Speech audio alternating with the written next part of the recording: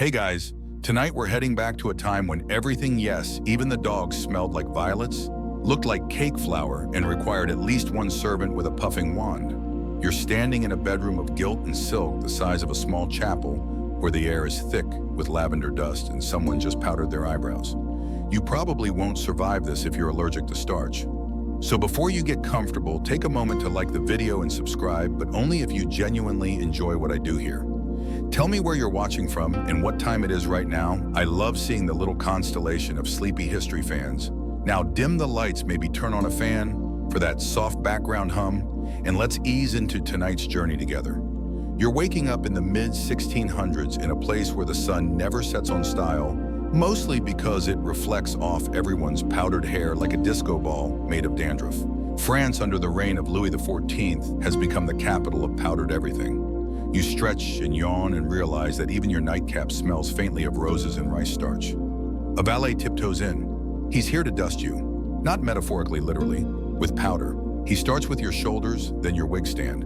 You have 2 wigs today, one for court, one for walking around pretending to care about politics. Both are pre-powdered and fluffier than the average meringue. Powder, you see, is the universal language here. It speaks of class cleanliness in a time where bathing was a health hazard and how many servants you can afford. It also speaks volumes about how bored and competitive the upper classes are. You don't just show up, you must arrive, and that means emerging from a cloud of lilac-scented fog like an operatic ghost. And yes, you powder your dog too. It starts as a joke, maybe. A duchess laughs one day as her maid powders the tiny spaniel tucked into her elbow, and everyone at the salon agrees it's adorable. But this is France, where every minor whim becomes high fashion within a week. Soon, little Fifi is getting a full dusting before breakfast. The powder itself, it's a luxurious blend, crushed starch-dried flowers, ground alabaster, if you're extra, and sometimes arsenic, which helps kill lice, but also possibly you. Historians still argue whether people knew how dangerous that was. They probably did, but you know priorities. Now imagine the scene: you're being dressed in embroidered brocade, and your footman is powdering your calves because your stockings are sheer and your reputation isn't. A small monkey in a powdered cap squeaks from the corner. It belongs to the marquise next door. Your dog sneezes dramatically. Someone offers it a violet-scented handkerchief. You think that's ridiculous, but accept the one offered to you with grace. Outside, the city smells better than it should. Paris is a bouquet on the surface and a sewer underneath. Perfumed powders hide a multitude of sins, including the fact that no one has properly cleaned themselves since Lent, which Lent unclear. Powder isn't just aesthetic, it's defense. Against stink, against insects, against God knows what lingering in the aristocratic armpit of urban life. If you're smart, you sleep in a powdered bed, kiss a powdered spouse, and never ever question what's underneath the fluff. This morning, a new court rule is being whispered through hallways.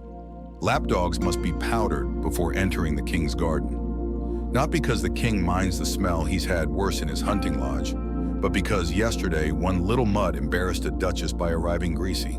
Scandalous. And here's the thing about all this: beneath the absurdity, there's deep insecurity. France is a place where status is everything, and your appearance is your currency. Pale skin, powdered hair, perfumed breath, and a powdered animal on your lap say, "I don't work, I don't sweat, I am wealth personified." Quirky fact. Some people powdered their horses, not for hygiene, just to match the aesthetic of their procession. One noble steed once appeared at a masquerade in a full-face mask and tail ribbon, because why not? You stroll to your morning audience like a scented snowman. Your cheeks are tingling slightly from the last application. Your valet whispers, "Shall I repowder, monsieur?" You nod regally. Never go out underdusted. A breeze kicks up. A swirl of powder leaves a trail behind you. Children try to catch it like fairy dust. Somewhere behind you, a rival sneezes in envy. You glide into the hall of mirrors as though floating on a perfumed cloud, each footstep muffled by polished heels and polished marble. The chandeliers catch the rising sun, scattering golden light across dozens of reflection points. But the only thing shinier than Versailles itself is its people. Everyone here is powdered. Everyone. Even the marble busts on the mantels look like they've been lightly dusted for aesthetic consistency. You glance to your left, there's a man wearing more starch than your entire breakfast. And to your right, a lady whose hairpiece is so tall, it may be subject to local wind regulations. You've entered the pressure cooker of European society, and its chef Louis XIV, the Sun King. Historians still argue whether he was a control freak, a theatrical genius, or just really into shiny things. Probably all three. The court of Louis XIV is unlike anything before or after. Every move you make here is monitored, measured, and judged. Whether you curtsy with the right depth or accidentally snort powder when laughing at the king's joke, these things matter. Power here is a performance, and Versailles is the stage, which means, unfortunately, you're always on. The daily schedule begins with the king's lever, his waking up ritual where dozens of nobles crowd his chamber to watch him get out of bed. You're not invited yet, but you can imagine it. The rustle of taffeta, the soft clouds of powder rising with each movement, and someone furiously whispering, "Who's wearing the lilac blend? That's mine." To survive here, you powder, a lot. And you smile through the itch, the sneezes, and the tiny flakes that settle into your wine glass at lunch. The architecture of power at Versailles is not marble and gold. It's ritual repetition and appearance. Louis knows this. That's why he keeps you busy with nothing. He wants you exhausted from looking pretty, so you don't have the energy to stage a coup. Smart man. Slightly terrifying, but smart. Let's talk about your wig for a moment. You know, the one currently towering on your head like a souffle of ego. Wigs aren't just fashion statements, they are political statements. A bigger, whiter, puffier wig says, "I'm closer to the king than you." You tug at your collar. Underneath the powdered layers, it's hot. Everyone here has the faint sheen of someone about to pass out gracefully. That's why the fans are so big and the wine so chill. Rumor has it someone fainted into the soup course last night. Again. But appearances are everything. No sweat, no stumbles, no wrong powder. That's the rule. And powder at this level is practically currency. Nobles hoard recipes like treasure maps, one for winter complexions, another for candlelit evenings. Some prefer a jasmine base.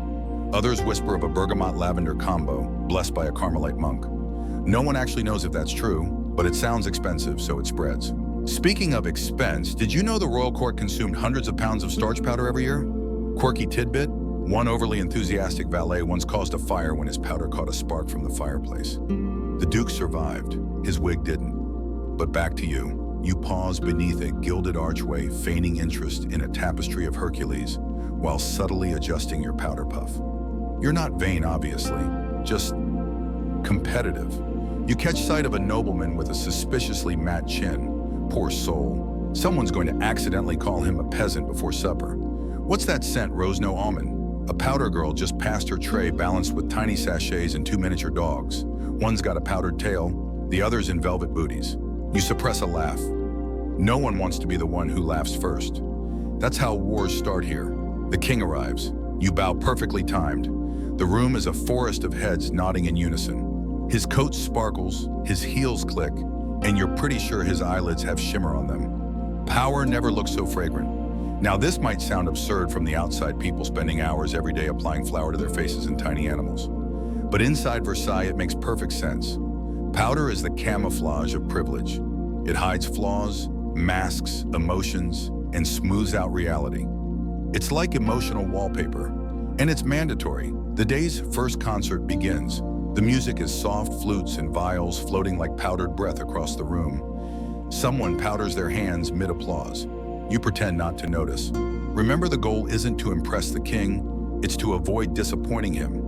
That's why you're here at dawn, standing motionless, except for the occasional regal sniffle. A boy enters with a tray of meringues and snuff boxes. You decline the snuff, too messy with your current complexion, but pocket a meringue for later. Powder in your nose and your dessert. Let's not be greedy. Outside, the fountains roar. Birds circle the rooftops. But inside, everyone is still powdered posing. The game continues. You sneeze delicately. 3 people turn. One offers you a handkerchief monogram. You thank them with a half smile. Your powdered dog barks once disapprovingly, you assume. You both agree the scent of success smells faintly of starch. You step out into the gallery garden where even the gravel seems powdered. A servant gently spritzes the air with rose water from a long-necked crystal bottle. The scent hits you before the sunlight does sweet warm and just strong enough to cover the smell of the horses downwind. Which is the point. You raise a hand to shield your eyes, and in doing so, catch your reflection in the polished silver buckle of your shoe. Your wig is majestic, slightly crooked from all that bowing, yes, but majestic nonetheless. And your face in eggshell white with a touch of rouge is practically glowing, like a ghost with good fashion sense. As you pass under the arch of hedges, you notice two women arguing. Not with words, they're far too refined for that, but with posture and perfume. One leans in with a cloud of lily-scented dust. The other counters with an assertive dab of bergamot near her ear. You walk faster. You've just entered a fragrance duel. This is Versailles, after all, where power plays come in eau de toilette. You don't shout or slap here. You scent. And if someone walks through your trail of powder without flinching, it means they're more powerful or more congested. The white face and big wigs you see everywhere. They're not just trends, they're battle armor. The pallor signals wealth. You're not outside farming. You're inside being better than everyone else. And the wigs. They're part vanity, part health hazard. You head toward the colonnade past a row of courtiers standing like over-decorated chess pieces. One coughs delicately into a perfumed kerchief, another sprinkles powder on his glove before shaking hands.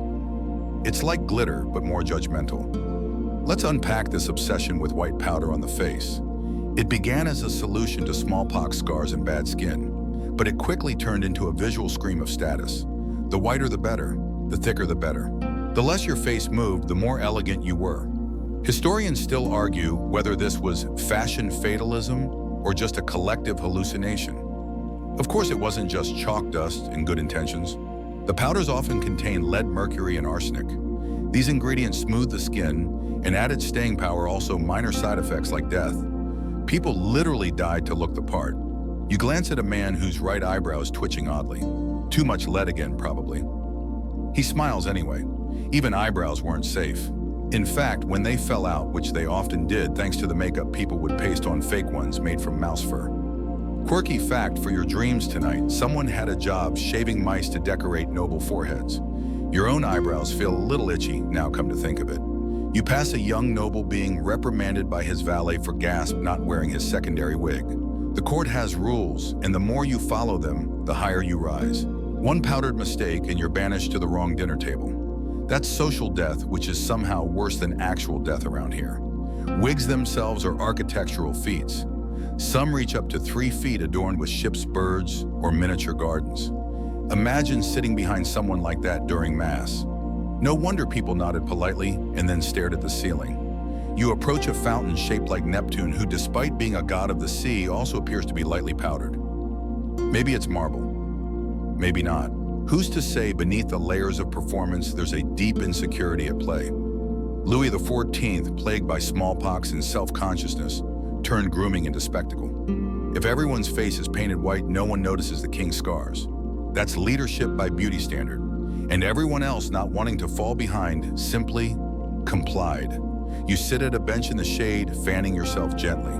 The powder on your cheeks has already absorbed most of your morning anxiety.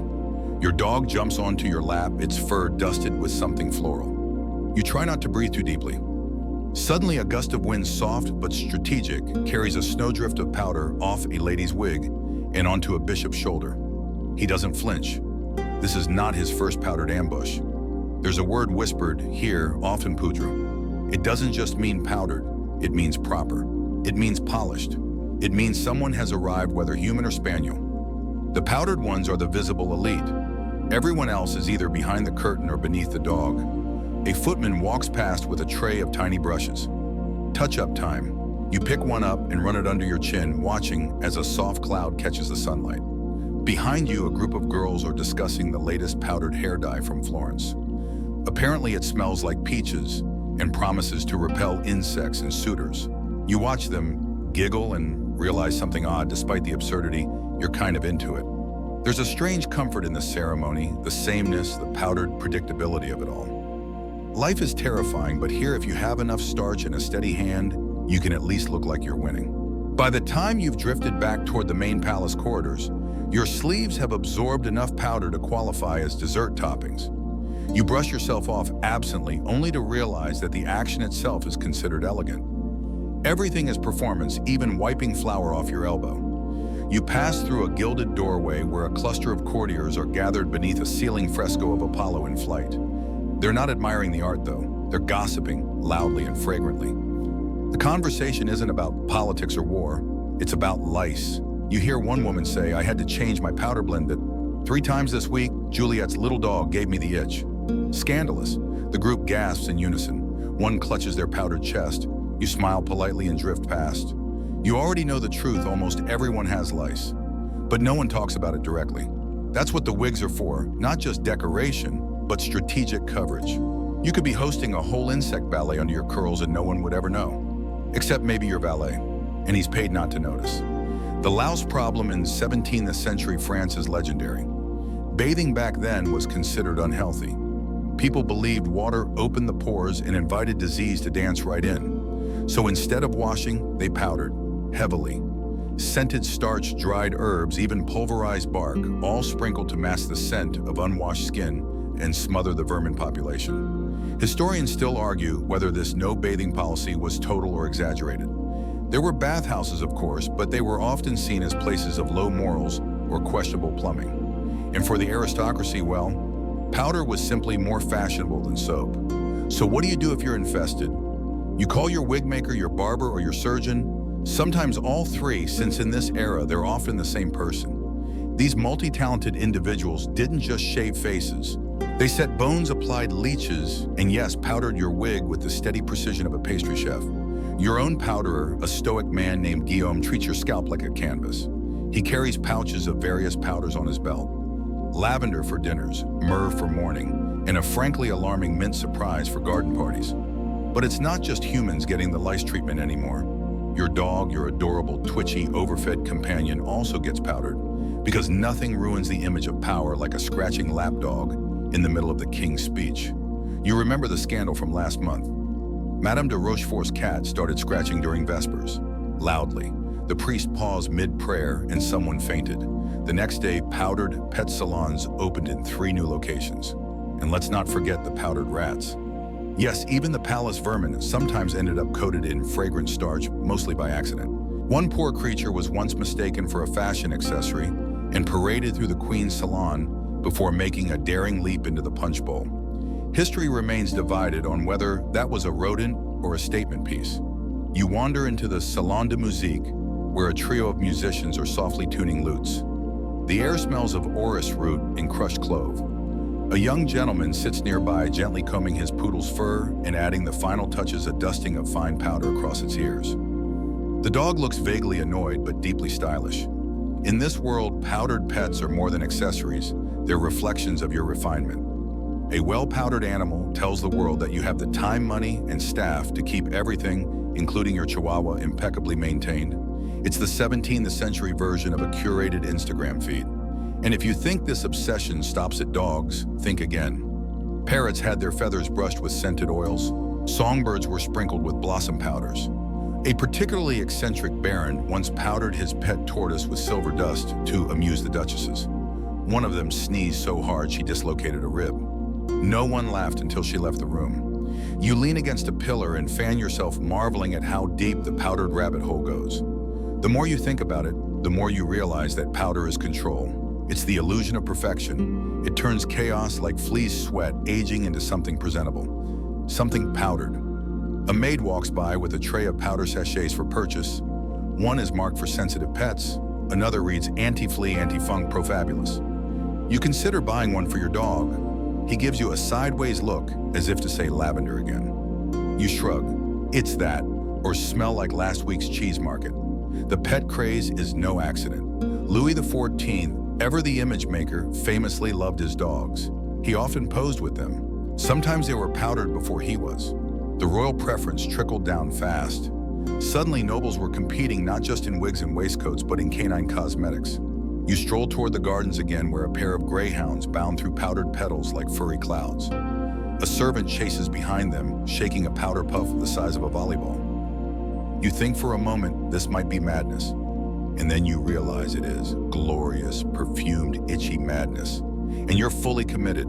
You wander deeper into the gardens of Versailles, where paths are lined with citrus trees and gilded tubs, and the air smells like powdered orange peel and a hint of something floral, possibly powdered goose.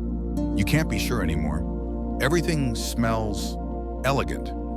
Just ahead, 2 powdered lapdogs are being carried on velvet cushions by liveried footmen. They look positively smug.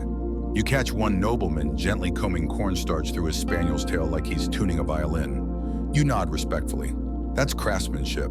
But behind this elaborate pageantry lies something more serious. Powder is protection. Not just from fleas and social embarrassment, but from disease, decay, and dread. It's a ritual, a mask, a scented shield against everything France refuses to acknowledge. You see, in this century, sickness isn't understood in any scientific sense. Germs aren't real yet.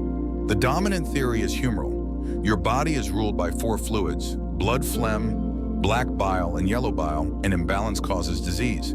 Bad smells are considered warning signs, even causes of illness. In Versailles, it smells complicated. So they fight back with fragrance. They fight with powder. You pass a woman dabbing rose-scented vinegar behind her ears. A man nearby is crushing dried rosemary and orris root into his wig powder, muttering that it wards off plague vapors. He might not be wrong. He might not be right. Historians still argue whether any of this was remotely effective, but it certainly felt like action. At the center of this olfactory war is a peculiar belief: if you smell good, you are good. If your scent is orderly, your humors must be in balance. Powder thus becomes medicine and morality wrapped in one fine mist. You're not just covering up filth, you're asserting that your body is a temple with its own scent profile. You step past a marble fountain spouting water with suspicious regularity. The plumbing at Versailles is more mood than function, and approach a covered arcade. Inside, the nobility is gathered for le poudrage, the ritual of public powdering. You're just in time. The room is filled with tall mirrors and even taller wigs. Courtiers sit on lacquered stools, while attendants swirl around them like bees to blossoms, dabbing powder onto faces, curls, elbows, even shoelaces. You sit. Your valet, ever present and ever fussy, begins his sacred task. He starts with your wig, fluffing it like a souffle, and brushing in a blend of iris root talc and something vaguely cinnamon-scented. Then he moves to your temples, cheeks, and after a nod from you, even your dog. You are now officially indistinguishable from a pastry. The room is a quiet storm of rustling silk and soft sneezes. Powder hangs in the air like winter fog. A noble to your left whispers that she powders her bed sheets, her curtains, even her fruit. You try not to react. Powdered peaches. That's next-level commitment. But the true spectacle comes next. A duchess arrives, trailed by 2 powdered parrots in matching bonnets. She wears a wig so large it requires structural support. At its apex, a small model of the king's favorite hunting lodge. It twinkles, powdered glitter. Obviously, people gasp, then applaud. You do too carefully. Powder makes clapping risky. You once bruised a ring finger doing it wrong. What you're witnessing here is the performance of powder. This isn't hygiene, it's theater. Every gesture is a message. Every scent is a strategy. Every flake of starch is a silent scream. Look at me and know I am powerful. Quirky tidbit. There was a brief trend where nobles powdered their food to match their outfits. White truffles on white bread dusted with powdered sugar and served beside a powdered swan centerpiece. The swan was real and dead, but elegant. You take a moment to examine your reflection. You're ghost pale, floral scented, and immaculate. A walking fresco. You feel powerful even if your lungs are beginning to protest. Powder has that effect. But there's no room for discomfort here. Only drama. Someone clears their throat. It's the court poet about to recite a new ode titled "To a Wig Most Sublime." You brace yourself. It's long, it's overwrought. It rhymes powdered with empowdered. You pretend to listen while counting powdered hairstyles in the room. Current record, 15 distinct towers, including one shaped like a sailing ship. As the poem winds down, you glance at your dog. He's fallen asleep on your lap, tail twitching. He smells like lilac and chicken. You're not sure which is natural. You love him anyway. You stand nodding to your valet and prepare to exit. Powder follows you like a soft snowfall. Someone whispers, "Magnifique." You don't know if they meant your dog or your wig. It doesn't matter. Out in the courtyard again, the light is harsher now. Sunlight hits powdered faces and makes them glow like sculptures, half finished, half forgotten. You suddenly realize this isn't just fashion. This is survival. A way to feel clean in a world where dirt is inescapable. A way to feel in control when life isn't. Because beneath the powdered surface of Versailles, the world is messy, dangerous, uncertain. But up here in your rose-scented cloud, everything is perfect. You stroll back through the long colonnade, each column casting a thin shadow across the pale gravel path. The sun is beginning to angle, just slightly turning the gardens golden. Powder clings to your shoes, to your hem, even to the breeze. You're not walking anymore. You're gliding through someone's carefully staged dream. Ahead, there's a commotion by the fountain. A noblewoman is shouting, not loudly, of course, but with that clipped theatrical outrage that only comes from someone whose parakeet just got wet. Apparently, the bird's feathers had been powdered with crushed violets. The fountain spray ruined everything. You try not to smile. Powder doesn't do well with water, which ironically is why so many people around you avoid bathing. Yes, still. The 17th century is many things fragrant, florid, fantastic, but not particularly fond of water. People fear it, and not entirely without reason. Bathhouses are breeding grounds for disease. Pipes are suspect. Doctors, those delightful bleeding and leaching enthusiasts, warn that warm water opens your pores to wicked vapors. So instead, they advise sprinkle more powder. And everyone listens, because what's the alternative? Sweat never. Not when appearances are the only currency that matters. You duck into a side hall where a servant hands you a refreshment. It's chilled lemon water with a hint of rose. You sip carefully, avoiding powder flaking off your upper lip. A man across from you is rubbing powdered charcoal onto his teeth. White skin, dark teeth, and that's the look. He grins ghoulish but fashionable. He offers you a pinch of his signature blend rose root starch and a touch of powdered bone. You politely decline. Powdering your pets is one thing, powdering grandpa's another. Still, you can't help but admire the sheer creativity. There's a powder for every problem. Oily skin, absorb it. Itchy scalp, medicate it. Lack of personality, distract with lavender fog and an opal-crusted wig. Historians still argue whether this level of daily artifice was sustainable or purely performative. The answer probably is both, because powder isn't just vanity, it's strategy. It's the illusion of control in a time when almost nothing could be controlled. War, disease, famine, they lurk just beyond the palace gates. But inside, you could look like a god carved from porcelain. You remember last night's salon, a heated debate over whether orange blossom powder or almond bloom gave a more innocent yet unattainable aura. A woman swore her marriage proposal came only after she switched powders. Her rival claimed it was the lighting. The conversation shifted seamlessly to wigs. One man claimed his new towering design had built-in compartments. Snuff on the left, he whispered proudly. Love letters on the right. His friend confessed he used his to smuggle biscuits. You laughed too hard and choked on your own powder puff.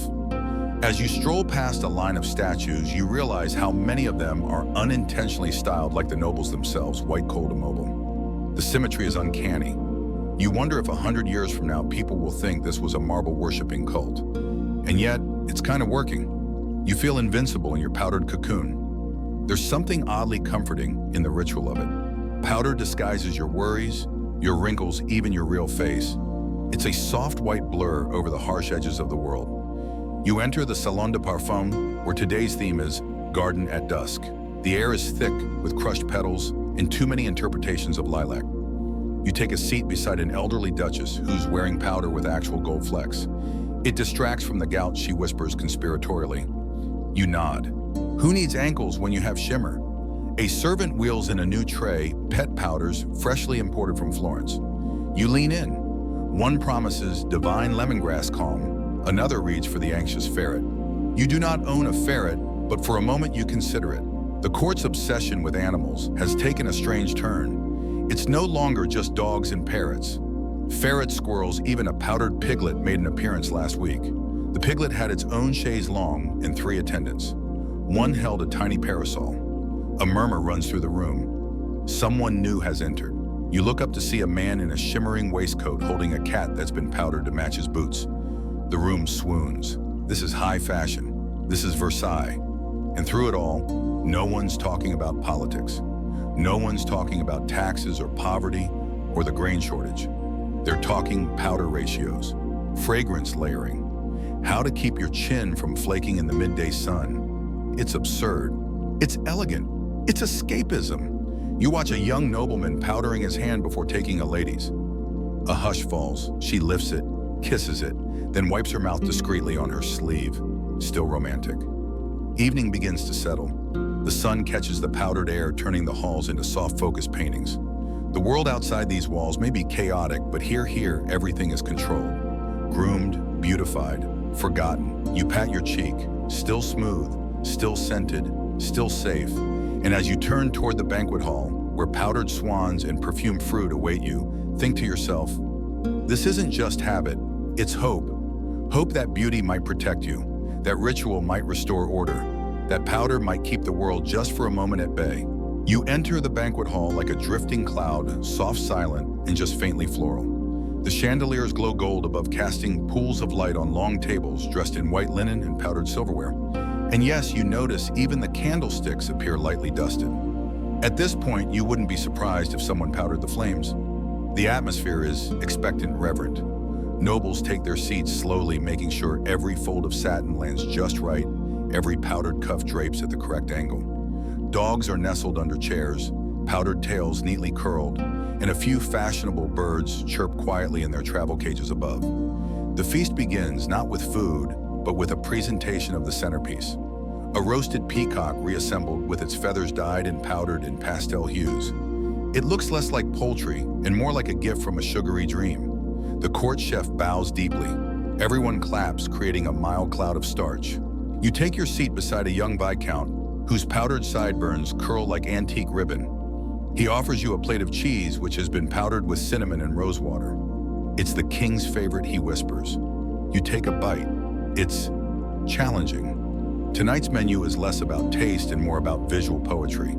Sugar-dusted grapes, violet glazed pigeon, a custard molded into the shape of Versailles itself. You tap it lightly with your spoon, it wobbles, then collapses. So does your self-esteem. A servant silently clears it. Let's be honest, the food isn't the point. The performance is. You're expected to eat like you powder delicately, deliberately, and with enough flair to suggest that you could live on powdered almonds and compliments alone. Across the table, a duchess is spoon-feeding her greyhound, a pink mousse. It's unclear whether the mousse was intended for humans or hounds, but no one questions it. The dog's bow is powdered, its manners are exquisite. In a society where even lapdogs are extensions of ego meals, become silent battles of taste status in powdered elegance. You catch snippets of whispered critique, his wig lost volume by the third course. She's using last season's powder scent. That goose pate was a little too peasant. You stifle a laugh into your napkin, which is naturally scented with orange blossom. Everything here is infused. The napkins, the butter, possibly even the table legs. You're beginning to lose track of what's food and what's furniture. A noble at the head of the table raises his glass. It's filled with a sparkling cordial tinted lavender and topped with, you guessed it, a powdery rim. To grace and grooming, he says. The room toasts, you sip, careful not to disturb your face powder. It would be embarrassing to lose cheek definition before dessert. Speaking of which, the desserts arrive like floating dreams, clouds of sponge sugar, sculpted creams and powdered fruits, stacked into improbable towers. One looks suspiciously like a powdered version of the king himself, complete with sugar wig. You mentally give the pastry chef a standing ovation. As everyone eats, a string quartet begins to play. The music swirls gently, wrapping around powdered wigs and powdered thoughts. The viscount beside you leans in and confides, my dog's powder is custom blended, bergamot rice starch and just a touch of despair. You nod solemnly. Excellent balance, you say. This is the age of powdered pets after all. Dogs aren't just companions, they're accessories, conversation starters, social validators. A well-groomed poodle could get you invited to an exclusive salon. A powder-matching cat might land you an ambassadorial post. Historians still argue whether this was sincere affection or competitive ridiculousness. Likely both. You finish your meal and rise slowly. Across the room, footmen are already adjusting powdered cushions, refluffing powdered wigs, and freshening the air with handheld sachets. The entire room glistens like a cake under sugar snow. The king enters. The room stills. He's glowing. Not metaphorically, actually glowing. Someone must have mixed crushed pearl into his face powder again. You squint and wonder if that's safe. The king nods, acknowledges his powdered people, and takes his seat. His dog, an impeccably groomed spaniel named Louis XIV, hops into his lap, her fur brushed into gentle ripples and lightly scented with bergamot. The court sighs in admiration. The banquet resumes with a final course, powdered oranges peeled, sliced and delicately dusted with violet sugar. It's absurd. It's unnecessary. It's absolutely perfect. You peel yours slowly, careful not to disturb the soft white film on your fingers. The room is a swirl of laughter, lute music, and citrus-scented air.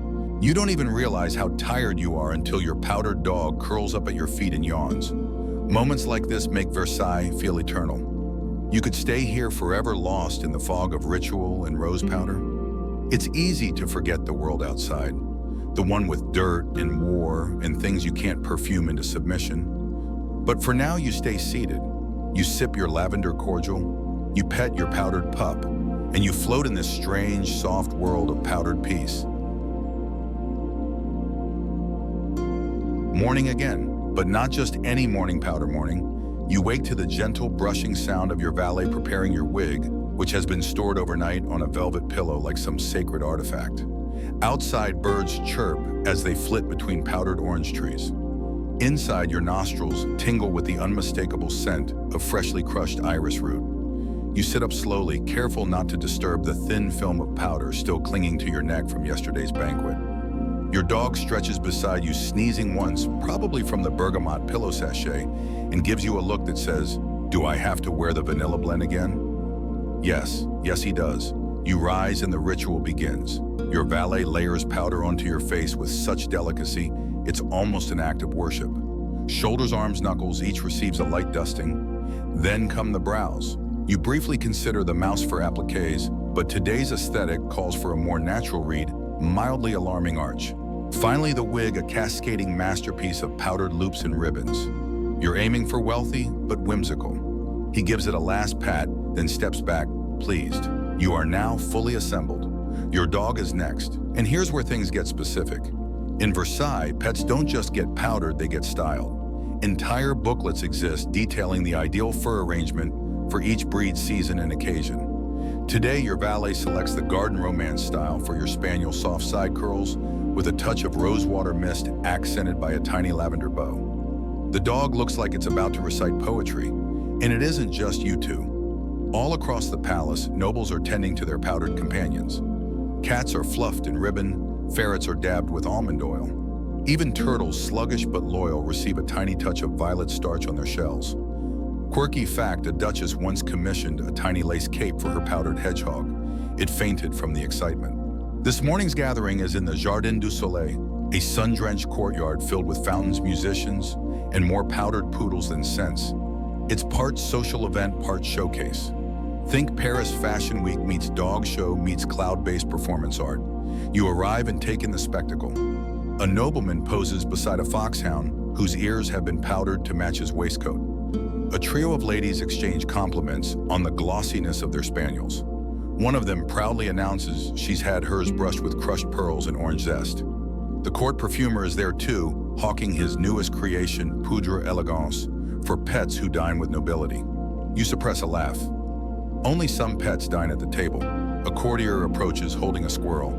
Its tail is puffed up, dramatically streaked with silver powder and adorned with a bow. "Meet Charlotte," he says. She has a temperament, but her sense of occasion is unmatched. Charlotte chitters softly, probably in protest. You glance down at your dog, who appears quietly horrified. You promise him extra venison at supper. Behind all the powdered fur and perfumed whiskers, though, there's something else at work, a kind of mirroring. Powdered pets aren't just decoration, they're extensions of their owners. If you're fashionable, so is your dog. If you're anxious, so is your cat. Powder, after all, isn't just cosmetic. It's psychological camouflage. Historians still argue whether this was true affection or just another arm of aristocratic vanity. Probably both. But you see the quiet gestures, a nobleman gently dusting his pug's nose, a marquise whispering apologies as she brushes powder off her kitten's whiskers. It's performative, yes, but also somehow personal. Someone calls your name. You turn to see Madame de Vaucluse waving her lapdog perched in a gilded basket beside her. "Come." There's a new scent to try, cedar and clove. It's positively ecclesiastical. You oblige, settling beside her on the cushioned bench. The scent is strong. Your dog sneezes 4 times in rapid succession. You both pretend it didn't happen. As you chat, you watch the procession of powdered animals parading past, each more ridiculous and regal than the last. A goat with gold-dusted hooves, a pair of parrots with braided tail feathers, even a tiny monkey in a powdered cap doing what looks like a curtsy. You lean over and whisper, "Do you think the king actually notices any of this?" She laughs lightly. Oh, my dear, he notices everything, but especially powdered things. That much is true. Louis XIV has made image an empire. If you want favor, you don't just bring him flattery, you bring him presentation. That's why so many courtiers now show up to petition the king with powdered animals in tow. A well-scented Shih Tzu has closed more deals than a dozen diplomats. Of course, there's always someone who takes it too far. Last week, a nobleman arrived with a powdered swan in a velvet chariot. It promptly bit the king's glove and pooped on the carpet. He now dines in the servants' quarters. You check the time roughly mid-morning, judging by the angle of powdered shadows. A servant appears with refreshment chilled strawberry water and sugared almonds gently dusted with cinnamon. Your dog gets his own treat, a powdered turkey morsel on a silver tray. He takes it like royalty, then licks his paw in satisfaction. He's getting used to this. And you're floating through yet another day where everything is scented, powdered, and carefully arranged. The world outside Versailles is chaotic, dirty, unruly. But here beneath the powder and perfume, life is as it should be, safe, beautiful, and under your complete control. You pat your dog's head. He yawns, his breath faintly, smelling of rosemary. The wind shifts, lifting powder from the hedges into the air like snow. Another day begins. Another layer of powder settles, and nothing, not even reality, can touch you here. The afternoon sun spills golden light across the marble steps as you step into the salon. You're here for what the court calls le divertissement poudre, a kind of informal social hour mixed with a casual fashion review, mixed with light competitive absurdity. Think a tea party where everyone is trying to out-powder each other without admitting it. The room is soft with scented air. Powder hangs like mist, shifting slightly as people move. A dozen courtiers are already in attendance, seated on embroidered cushions or gently floating about in a flurry of silk starch and polite judgment. At the far end of the room, a young noble is performing a bow demonstration. That is, he's rehearsing how to bow at various angles, depending on the rank of the person you're addressing. He has 6 different bows, 7 if you count the one reserved for powdered pets. You're handed a cup of tea steeped with bergamot naturally, and served with powdered biscuits that look suspiciously like miniature wigs. You take a seat beside a countess who smells like lilac and moral superiority. She nods in greeting. "Did you hear?" she murmurs. "Someone powdered their canary peach." "Peach, darling. In June. It's barely legal." You feign appropriate horror. Across the room, an older gentleman adjusts the collar of his powdered ferret's embroidered jacket. The ferret yawns and then rather pointedly curls up in his powdered wig. No one comments. Everyone's seen worse. Today's casual competition is themed perfumed pets and poof hats. The objective is simple: match your wig to your animal's aesthetic. And yes, it's a real event. There's even a prize, a vial of imported Venetian violet powder said to last 3 whole days without touch-up. Practically mythical. The first contestant floats into the center, a lady with twin powder puffs on her shoulders.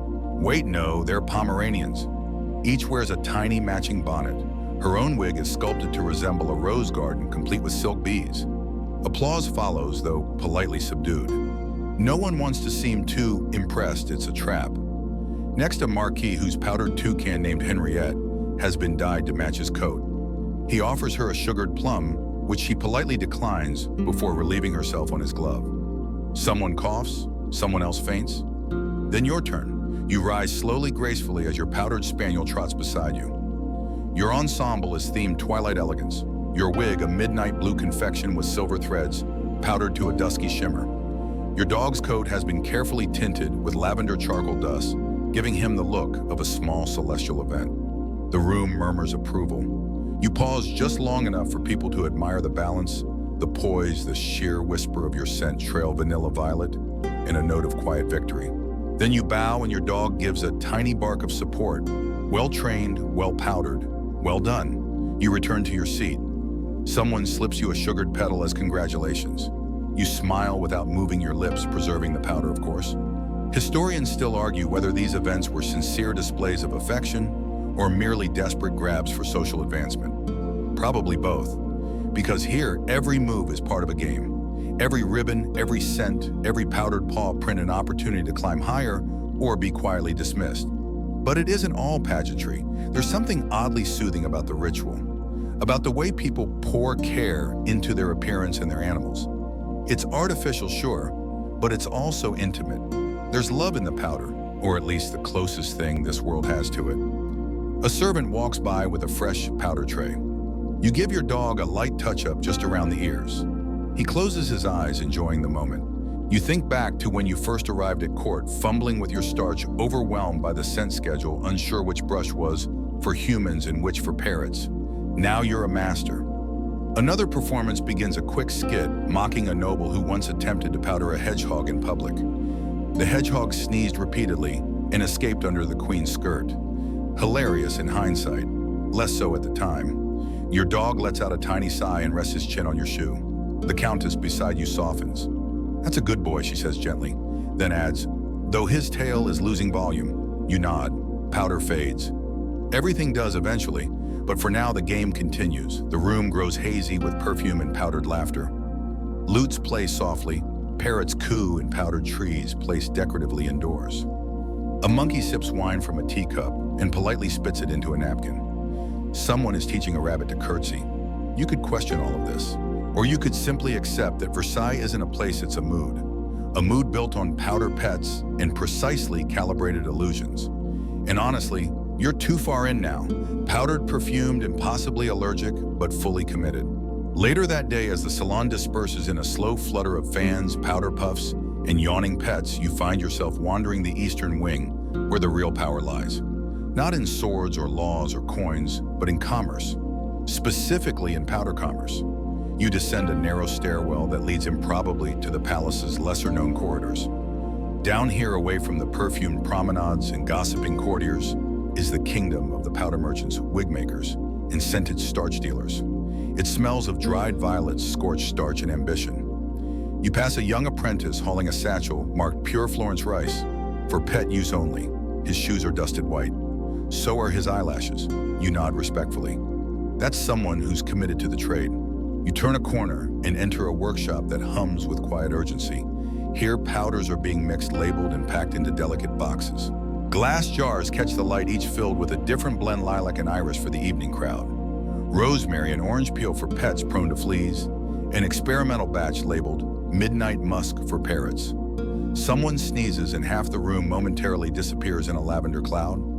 Powder is big business now. What began as a subtle enhancement has ballooned into an economic ecosystem. Entire families make their fortune selling just one particular blend. Wig makers have waiting lists longer than the bishop's sermon. Merchants compete to import the rarest starches. Japanese rice, Egyptian rose petals, Spanish clay. The demand is insatiable. Court fashion dictates near-daily reapplication. Rain, sweat, bad lighting, anything can ruin a powder job, and the only solution is more. More scent, more dust, more money. You approach a counter where a vendor is hawking the latest innovation, no sneeze powder trademark, guaranteed to reduce sniffles in pets and patrons alike. A small sign reads, "Used by 6 out of 10 duchesses." Beneath it, a smaller one adds, "The other 4 sneezed in public. You're offered a sample. You decline. You like your current blend." Nostalgia is a powerful preservative. Historians still argue whether the explosion of the powder economy was spontaneous or strategically engineered by the crown. Louis XIV, after all, knew the value of consumption.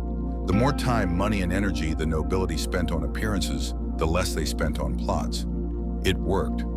Nobody's storming the Bastille when they're still trying to get their wig to stand up properly in damp weather.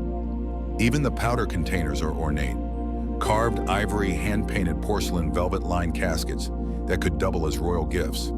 A noble once proposed with a diamond powder compact.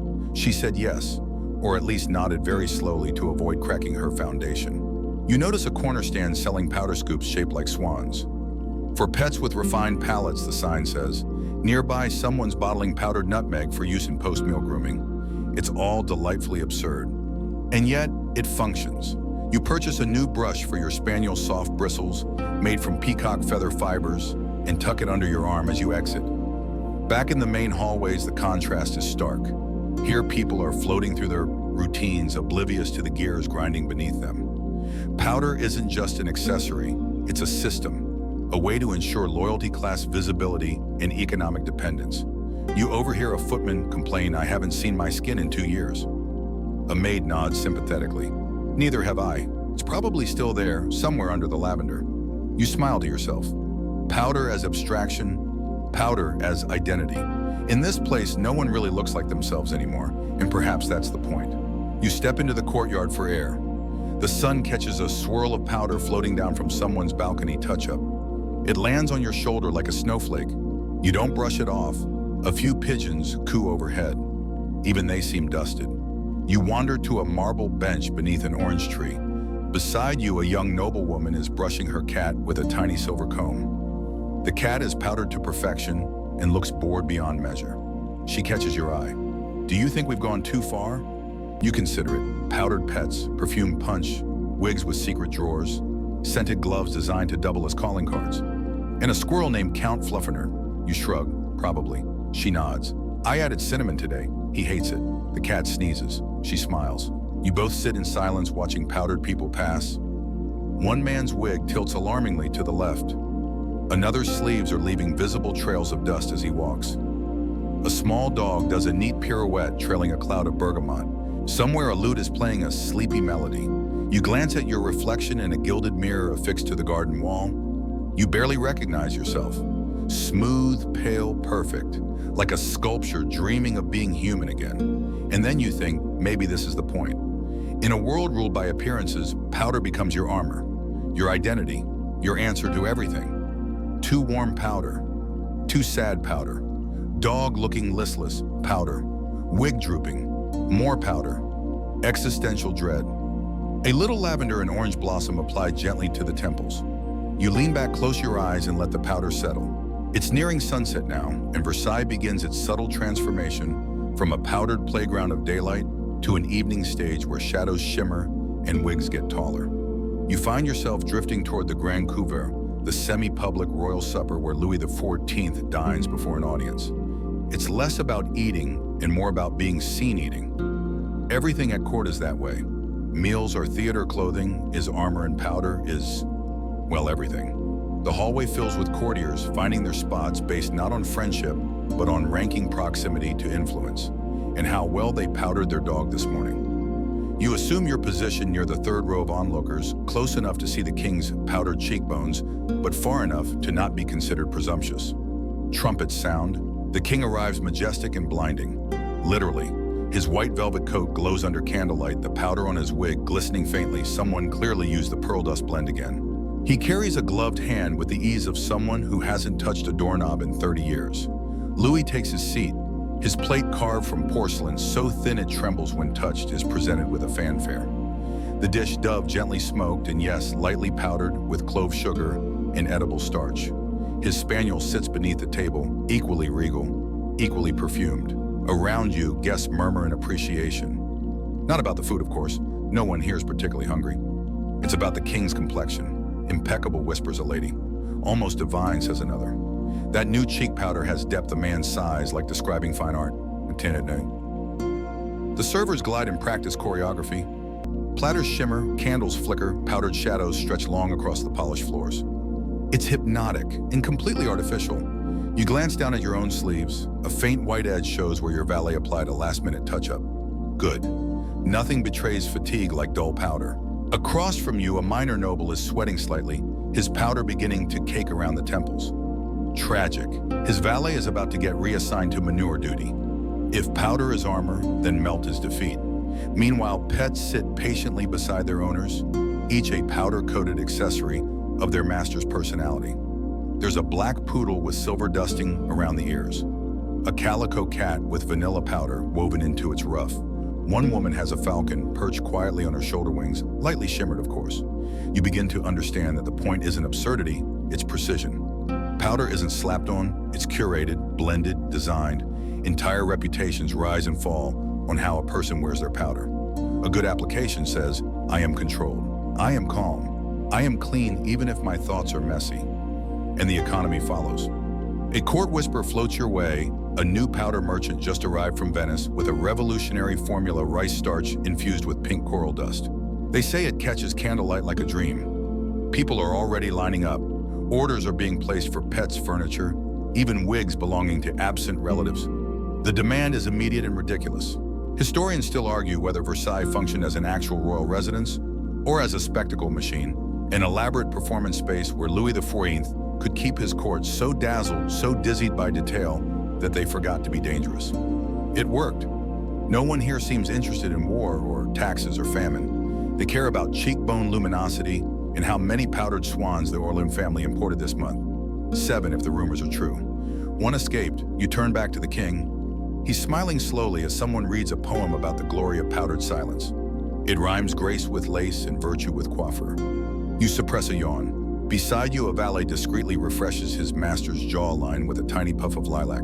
Across the hall, a greyhound sneezes violently into a dessert cart. No one reacts. Suddenly, the room darkens slightly as more candles are lit. The light is warmer now, forgiving. Powder takes on a golden hue. People look more ethereal. Even the over-applied cases start to seem intentional, like glowing statues instead of overheated mammals. And yet, under it all, something stirs. There's a tension to this place, a delicate pressure behind the perfection. The powder hides it, masks it, but doesn't erase it. You see it in the eyes of a courtier reapplying blush for the 5th time, in the tremor of a powdered hand lifting a goblet too slowly, in the slightly ragged edge of a wig ribbon that someone forgot to smooth. Everything here is about not breaking the spell, because the spell is fragile and expensive and exhausting. You lean slightly against the column, the scent of lavender rising from your own cuffs. It's a comfort now, like a blanket made of air. Your dog nudges your ankle. He's hungry again. You discreetly drop a powdered biscuit into his waiting mouth. As the supper ends and the king is escorted out with full ceremony, you remain for a moment, letting the powdered air settle, letting your thoughts soften. The room slowly empties. Servants begin collecting unused sachets. Someone dusts a chair. You stand, straighten your jacket, and brush the powder from your lap, only to remember you're supposed to leave it there. It tells the world you were present. You were powdered. You belonged. You step out into the grand gallery where the air is cooler now and tinged with waxed citrus and inevitably powder. Light from 100 flickering candelabras stretches in gilded lines across the parquet floors. The polished surfaces reflect every step, every ruffle, every swirl of pale dust trailing from the bottom hems of silk garments. You take a slow breath, but even that is filtered through rose and starch. You can't remember what the air smelled like before powder became part of it. Ahead, nobles drift through the gallery like ghosts in technicolor. They pass mirrors not to admire themselves, though that happens, but to check the balance. Is the powder still even? Are the edges feathered? Is the paleness consistent from cheek to chin? Nothing must look accidental, and for good reason. Because here, white skin doesn't just mean fashion, it means power. The paler your face, the clearer the message: I do not labor.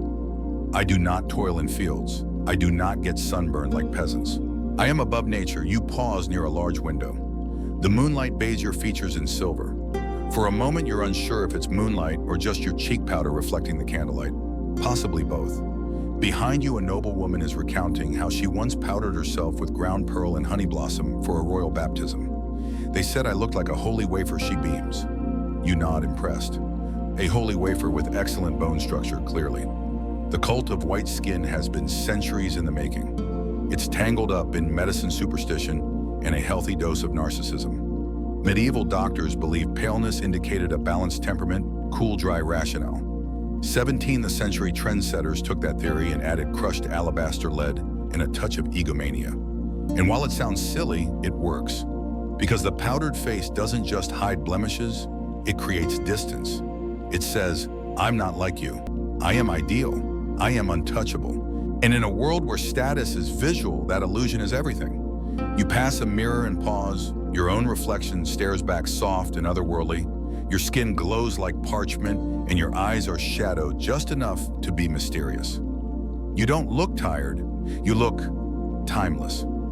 A powdered servant walks by, holding a tray of facial fans labeled with different expressions. Polite interest, mild disgust. Coy delight. Choose one and raise it accordingly. You select polite interest because the person approaching looks like they just switched powder brands and want you to notice. They do a subtle turn. You murmur, is that clove and rice? They beam. Correct. You win the unspoken duel.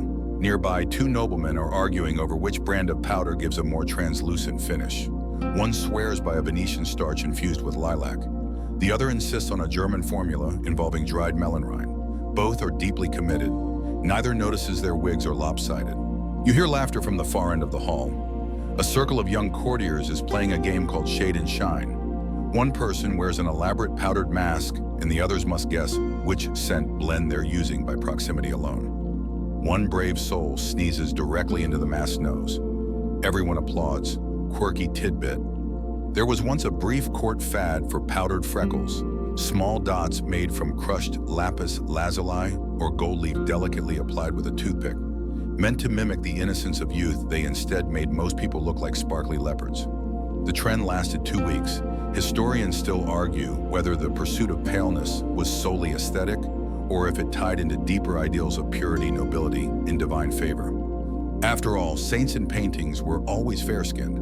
Royal portraits showed a kind of celestial glow. Powder just brought it down to earth and into your nostrils. You make your way toward the fireplace where a group of older nobles are deep in discussion. The topic, eyebrows. Natural brows are vulgar, one declares.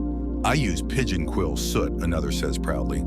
I shave and reapply mine every morning. A third chimes in using rabbit glue and ash. You nod wisely, though your own eyebrows are currently made of shaved mouse fur and silent regrets. A young page walks by with a powder tray and curtsies to a cat. The cat, powdered in what appears to be violet chalk, blinks slowly and offers no opinion. It doesn't need to. Cats have already won the powder game. Their aloofness is fashionable by default. You sit for a moment, letting the ambience settle into your skin. You feel safe in a strange way, shielded not from physical harm, but from messiness. The powder makes everything clean. Even fear looks tidy when dusted with lilac. You run a finger gently down your cheek and marvel at the smoothness. There's skin under there somewhere, but it hardly matters. You are your presentation now, and that's more than enough. A final thought drifts through your head as you rise and rejoin the flow of powdered elegance. If we cover ourselves completely, do we become perfect, or do we just disappear? The answer doesn't matter. At Versailles, appearance is the answer. Night falls with ceremony. At Versailles, even darkness must be curated. Servants move through the halls, lighting candles, trimming wicks, and yes, dusting away any soot with a light hand of powder. The shadows become theatrical. Wigs take on a deeper depth. Faces gleam like porcelain masks floating through golden mist. You make your way toward the powder room, not a euphemism, but an actual place. A high-ceiling chamber with gilded mirrors, velvet benches, and rows of attendants holding trays of powders, brushes, perfumes, and fans. It's where you go to reset before the evening's entertainment, because powdered elegance has an expiration time, and your face is approaching it. You take a seat. Your valet begins the touch-up with gentle efficiency. First, a light sweep to remove the worn layers. Then a fresh blend applied with slow practice strokes. Lavender base hint of orris, a whisper of mint near the jawline for clarity. He buffs your cheekbone until it could catch moonlight. Your wig is next. He fluffs and reties the silk bows, then applies just enough powder to suggest effortless perfection. Not too much, it's evening after all. Day powder is bold. Night powder is suggestive. Across from you, a gentleman is applying shimmer dust to the tips of his mustache. His dog sits beside him, already powdered in what appears to be midnight lilac. The dog blinks slowly. He knows he looks magnificent. You glance down at your own spaniel. He's curled up half asleep, but twitches expectantly as your valet lifts his custom brush. He enjoys this part, the ritual, the attention, the brief sense of transformation. You can't blame him. The evening ahead includes a masquerade, masks, music whispers behind fans. Powder plays a different role here. It becomes mystery, allure, fog. Everyone is half revealed, half concealed. It's less about class and more about control. You finish your touch-up and stand. Your valet smooths your collar. You thank him with a nod. The powder room's door opens and the scent of orange blossom, candle wax, and faint jealousy drifts in. You step into the Hall of Illusions, where mirrors and flickering candles blur every edge. People speak softly. Dogs trot silently on cushioned paws. You pass a woman with a mask shaped like a crescent moon, her cheeks dusted in pearl powder. She doesn't look at you, but her perfume follows long after she's gone. Everyone here is guessing. Who's behind the mask? Whose voice? Whose powdered profile in that gilded reflection? Even pets wear tiny eye coverings tonight, although most have long since abandoned the illusion and resumed snacking under banquet tables. A soft waltz begins. You take a partner, someone familiar but indistinct in this dreamlike light. You move slowly, the music matching the rise and fall of powdered breath. Each turn reveals another face painted powdered perfect. You lose track of time. That's the point. Eventually, you drift toward the balcony, your dog trotting after you. Outside, the gardens are darkened but alive with fireflies and faint fountains. The scent is different here, more natural, almost honest. Earth, water, leaves, and yet still beneath it all powder. You lean on the marble balustrade. Your wig is holding. Your face is still luminous. Your dog rests beside you, eyelids fluttering, still faintly smelling of clove. For a moment, you wonder what anyone here would look like without the layers. No powder, no blush, no fragrance, just bare skin and real expressions. But the thought fades, because Versailles is not a place for reality. It's a place for refinement, for artifice raised to art, powdered breath, powdered thought. Even your memories feel filtered now, as though dusted with nostalgia and sifted through silk. You hear laughter below, a soft tinkling sound, and the rustle of skirts. Somewhere, a parrot squawks from a windowsill. More powder, it shrieks. Everyone chuckles. The bird has clearly been listening. Back inside, the masquerade continues. You feel its pull but resist. The night air is better, quieter, a little less curated. Your dog shifts and rests his head on your foot. You stay like that, bathed in starlight, your powder catching every flicker like it was born to. Historians still argue whether the powdered life was one of vanity or survival. But out here under the moon, you suspect it was both.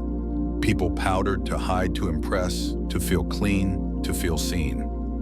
To signal, I am here. I am worthy. I control at least this much.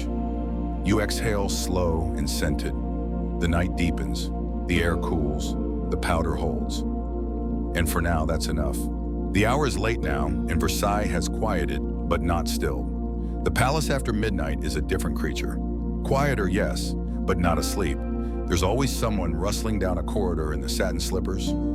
A valet fetching emergency powder for a moody marquise. A dog chasing a powdered moth across a parquet floor. You find yourself back in the chambre de miroir, where the moonlight cuts through stained glass and hits the mirrors just right. The air is hazy with residual perfume, and somewhere a violin continues to play soft, slow, like it too is coated in rice powder. You pause by the window, watching the reflections bend and shimmer. Your own reflection seems slightly softer than you remember. Less a face, more a suggestion of a face. That's what powder does. You think it smooths, it softens, it lets the wearer become whoever they need to be.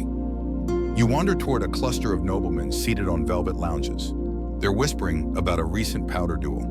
Apparently, two gentlemen arrived at a dinner wearing the same blend, a rare combination of clove musk and ground chestnut blossom. It led to a silent but deadly competition of who could outpowder the other before dessert. One fainted, the other won. No one remembers who was hosting. The economics of this are dizzying. Powder isn't just fashion, it's currency.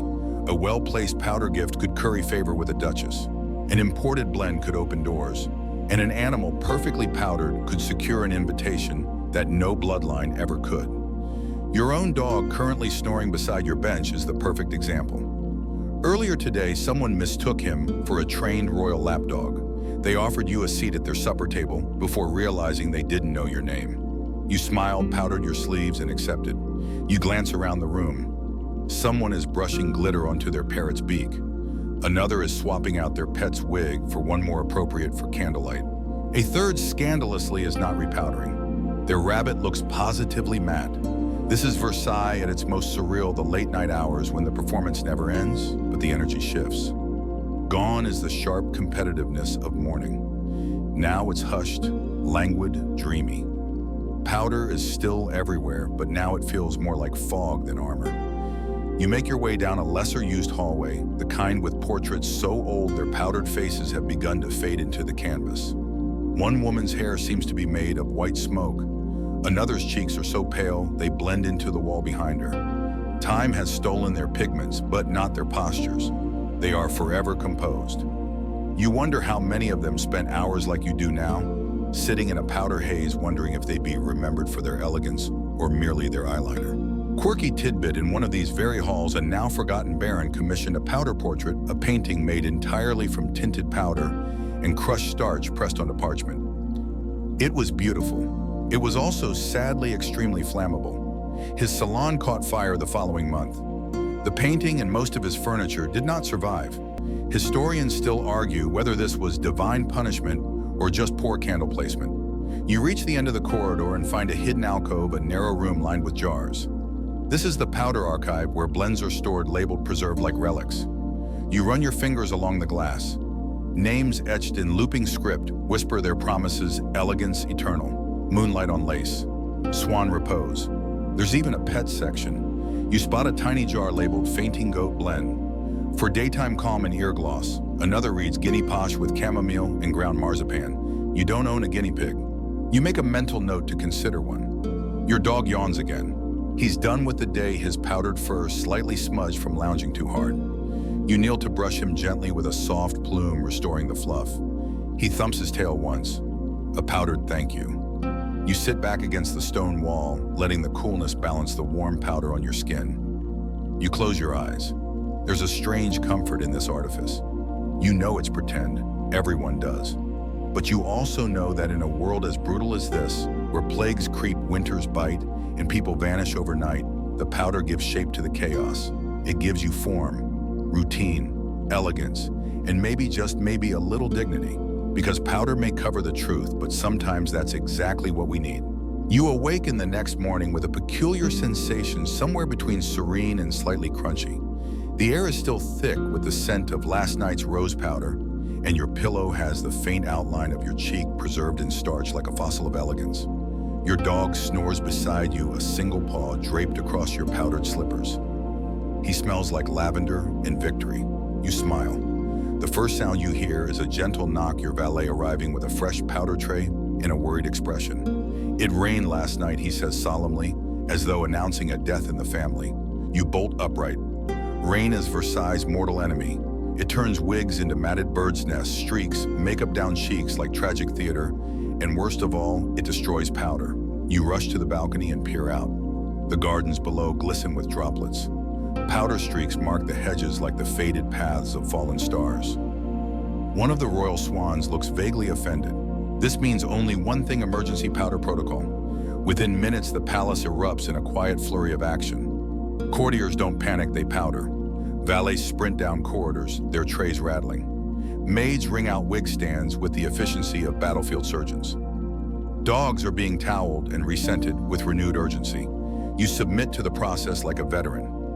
Your valet starts with a base layer to absorb moisture, then applies the protective blend starch, orris root crushed calendula, and new today, a pinch of alum for stability. Your wig is steamed, retied, and gently dusted. You feel like a statue being renovated. You catch your reflection in the mirror. For a moment, the damp sheen on your forehead looks like actual skin. You gasp. Your valet gasps. He repowders. Crisis averted. The dog gets a raincoat. Not for rain, of course, he's already wet. It's symbolic. Powdered animals must remain dignified even when soggy. Outside, noblemen gather under the overhang of the central arcade, lifting their hems and shielding their wigs with silk fans. The conversation is muted, dampened not just by rain but by the shared trauma of uncontrolled weather. A countess glides past, her cheeks glistening. "It's just dew," she insists. You nod solemnly, pretending not to notice the rivulet tracing its way down her powdered neck. This is the first time in weeks that powder has failed to fully control the environment. You feel exposed, vulnerable, like a peeled fruit in a room full of critics. A servant appears beside you with an umbrella, not for your body, your face. He holds it aloft with reverence as you move through the colonnade. A powdered parasol procession begins to form like a slow-motion ballet of scented caution. The rain eventually slows to a mist, and people begin to re-emerge into the gardens, timid at first. A marquis wrings out his cuffs. A spaniel, slightly damp but still scented with bergamot, bounds down the path. You follow reassured. At the rose arbor, the court perfumer is giving a demonstration: waterproof powders. Yes, they exist, or so he claims. He spritzes a nobleman's face with mist, and everyone leans in. The powder holds. A collective gasp. A new trend is born. Quirky tidbit waterproof powder was once made with a blend of rice starch and powdered oyster shell. Supposedly, it clung better to the skin. Supposedly, it also made some people break out in hives. Historians still argue whether the effect was due to the oyster or the ambition. You sit on a bench beneath a slowly drying willow, grateful for the quiet. Your dog shakes once violently, and you watch as a tiny cloud of powder lifts into the air and drifts lazily down like perfumed snow. The metaphor isn't lost on you, because this whole lifestyle is like that powder cloud. Beautiful, weightless, floating just out of reach. But it always falls eventually. Settles, fades, needs to be reapplied. And the deeper truth, you're okay with that. You'd rather live in a world that needs repowdering than one that is harsh and unfiltered. Powder doesn't just soften faces, it softens reality. A noble woman joins you. She's drying her parrot with a lace kerchief. He hates humidity, she mutters. The bird squawks. You nod in understanding. Silence settles between you, companionable and fine-grained. Around you, Versailles slowly repowders itself. Wigs are lifted, cheeks retouched, pets fluffed. Even the statues glisten anew. Someone clearly took a powder brush to Hercules. And just like that, the world is right again. You rise, your dog follows. The sun peeks through the clouds and the air smells of starched citrus and something hopeful. Another crisis survived, another layer applied, and the performance continues. The next morning greets you not with bird song or bell tolls, but with the low, methodical drumming of hooves in the courtyard. You glance out the window and see a diplomatic procession arriving, carriages, flags, and powdered men with stiff collars and stiff competition in their eyes. You know what this means. Wigs of war. Diplomatic events at Versailles aren't just about treaties and pleasantries. They're about presentation, and nowhere does the court perform harder than when foreign dignitaries are watching. Everyone knows how you powder your head may determine how the king views your loyalty or how an ambassador measures your nation's worth. You turn from the window and summon your valet. Today you whisper, "We need height." He nods grimly. The towering wig is retrieved. It's at least 3 feet tall, with the structural integrity of a cathedral and the scent profile of an entire apothecary. As he secures it with ribbon and wire, he murmurs encouragements like a coach before battle. The powdering process takes nearly 40 minutes.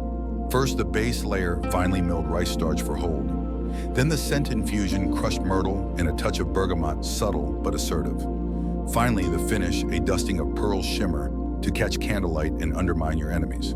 Your face is powdered to match, chin to temple pale and polished. The eyebrows are exaggerated, slightly a bold move, but this is a bold day. You look into the mirror and see not a human being but a symbol, regal, radiant, ridiculous. Your dog receives his own upgrades. The court has declared today a dual presentation, which means pets must mirror their owners. His fur is fluffed and dusted with a modified blend of your own, and a small, tasteful ribbon is added near his ear. He looks like a diplomat's fantasy, or possibly dessert.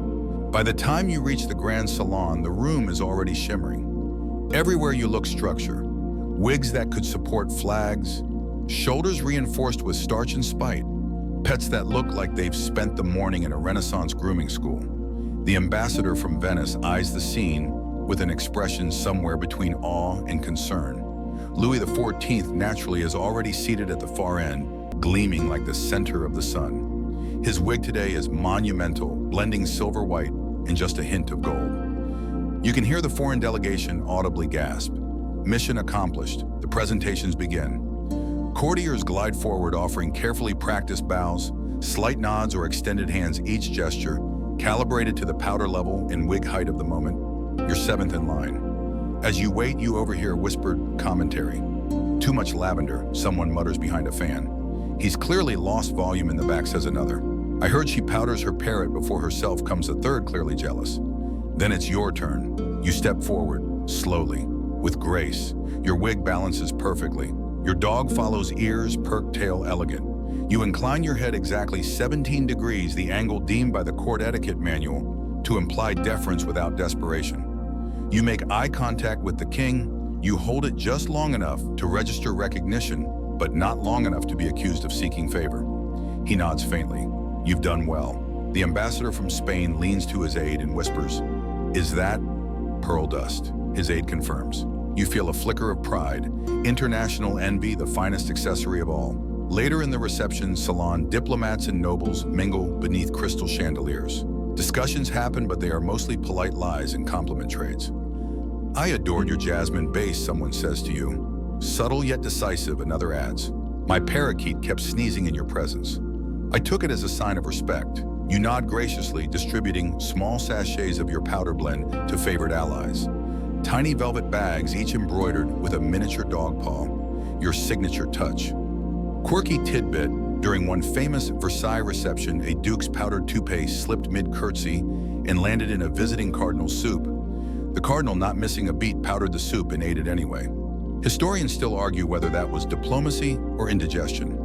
As the gathering thins, you find yourself near a group of lesser-known nobles, desperately trying to network through scent. One has layered 3 incompatible powders and smells like a citrus orchard on fire. Another's wig is visibly sagging as though ashamed of itself. You smile gently, powder discreetly intact. A servant refills your cordial. You sip, glancing around. Your dog rests at your feet, basking in the knowledge that he too was part of this diplomatic ballet. He is the best-smelling envoy in the room. Evening falls, the delegation departs, carriages rolling down the gravel path, wheels trailing faint swirls of settled powder. As they vanish beyond the gate, the room exhales. Everyone begins to relax. Wigs tilt, shoulders slump, pets stretch.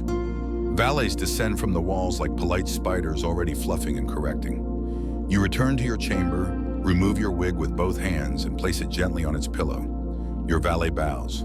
You outshone the Venetian sir. You nod. Of course I did. The powder lingers in the air, vanilla pride and just a hint of triumph. You awaken to a rare invitation, a garden dinner party hosted by the Duchesse d'Aubepine, a woman known less for her discretion and more for her powdered greyhounds that wear matching lace bibs. This of course means only one thing: your dog needs an outfit. Your valet looks both thrilled and panicked. Shall we coordinate scent profiles, he asks. Naturally. Preparations begin at once. You select your evening ensemble, muted gold with embroidered vines, and from there all choices follow. Powder blend, crushed chamomile with nutmeg and a whisper of sandalwood. Wig style, half swept with powdered blossoms pinned into the curls.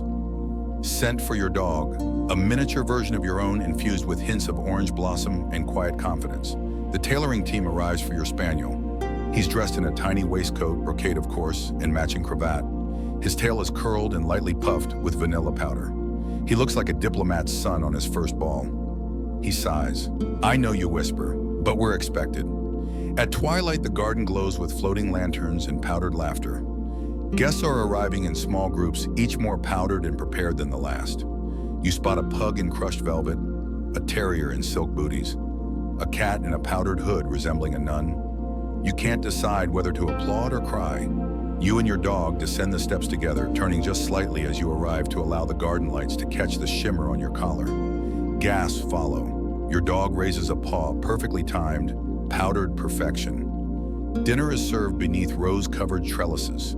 The table glistens with crystal and silver, though the true stars are the pet plates, tiny dishes of seasoned meats, vegetable purees, and scented biscuits, each labeled with calligraphy. Your dog receives his meal with silent nobility. The dachshund across from him growls, scandal brews. Meanwhile, conversation among the nobles buzzes, but not about politics. No. They're discussing the latest pet perfumeries. There's a new salon in Marseille, someone says, dabbing powder onto their rabbit's ear. They do powdered antlers for miniature deer, another adds. I'm importing alpine lavender powder for my peacock, a third boasts. You smile politely though. Inside, you're already calculating how quickly you could source alpine lavender. As the meal ends, the floor is cleared for dancing. Not for people, mind you, for pets. This is Versailles, after all. An enclosed circle is formed, and nobles encourage their powdered companions to perform spins, hops, polite nods. Your spaniel glides into the circle and does a slow, dramatic turn. The crowd murmurs. Someone claps, causing their wig to tilt dangerously. The evening's winner is declared a chinchilla in satin bloomers who pirouetted on command. Fair enough. You and your spaniel return to your seat, offered congratulations and powdered sweets. You reward your dog with a sugared hazelnut. He's earned it. But beneath the silliness is something more serious. Powder has become performance art. Everything you do here, the scent you choose, the dusting on your collar, the fluff of your poodle's tail, is a signal, a social semaphore. Powder is both mask and message. It says, I belong, I understand. I am fluent in the language of beauty and absurdity. Historians still argue whether these elaborate pet rituals were genuine love or theatrical excess. Likely both. Nobles form deep bonds with their animals, not just as companions, but as mirrors of their refinement. You lean back watching the night unfold. Powder drifts from every movement like pollen in spring. The lanterns flicker, the trellises rustle. A ferret in a powdered cape darts between chairs. No one bats an eye. The Duchess rises to speak. Her wig tonight is shaped like a garden arbor, complete with miniature roses and 2 wax doves. She thanks everyone for attending, praises the elegance of the pets, and announces the debut of her new powdered perfume, Pétale pour Petit. A footman carries a tray of samples. You receive yours with practiced grace. The scent gentle magnolia with a base of honeyed oat. You dab a little on your dog's cravat. He smells like breakfast in a meadow. Success. As the night winds down, nobles begin to depart in waves of powder and murmured goodbyes. You remain for a moment longer seated beneath the trellis with your dog's head in your lap. The lanterns dim. The powdered air thins. Someone plays a lute in the distance. You exhale slowly, watching the shimmer on your sleeve catch the last bit of light. Powder isn't just decoration anymore. It's identity. It's how you claim your place in a world that only accepts the beautiful, the composed, the controlled. And tonight, you and your dog were all three. The next morning begins not with a trumpet call or the rustle of servants, but with a faint thump outside your chamber door. You rise powder, slightly smudged from sleep, but still holding with admirable dignity, and crack open the door to find a parcel wrapped in velvet, tied with a lavender ribbon. It's from the Royal Pet Powder Guild. Yes, it exists. Inside is an invitation, handwritten, perfumed, and sealed with powdered wax to the first official pet perfume symposium at Versailles. Attendance is mandatory for all persons of taste status and appropriately scented companions. Your dog yawns dramatically from his cushion. You, my friend, you say, are about to be a guest of honor. Preparation begins immediately.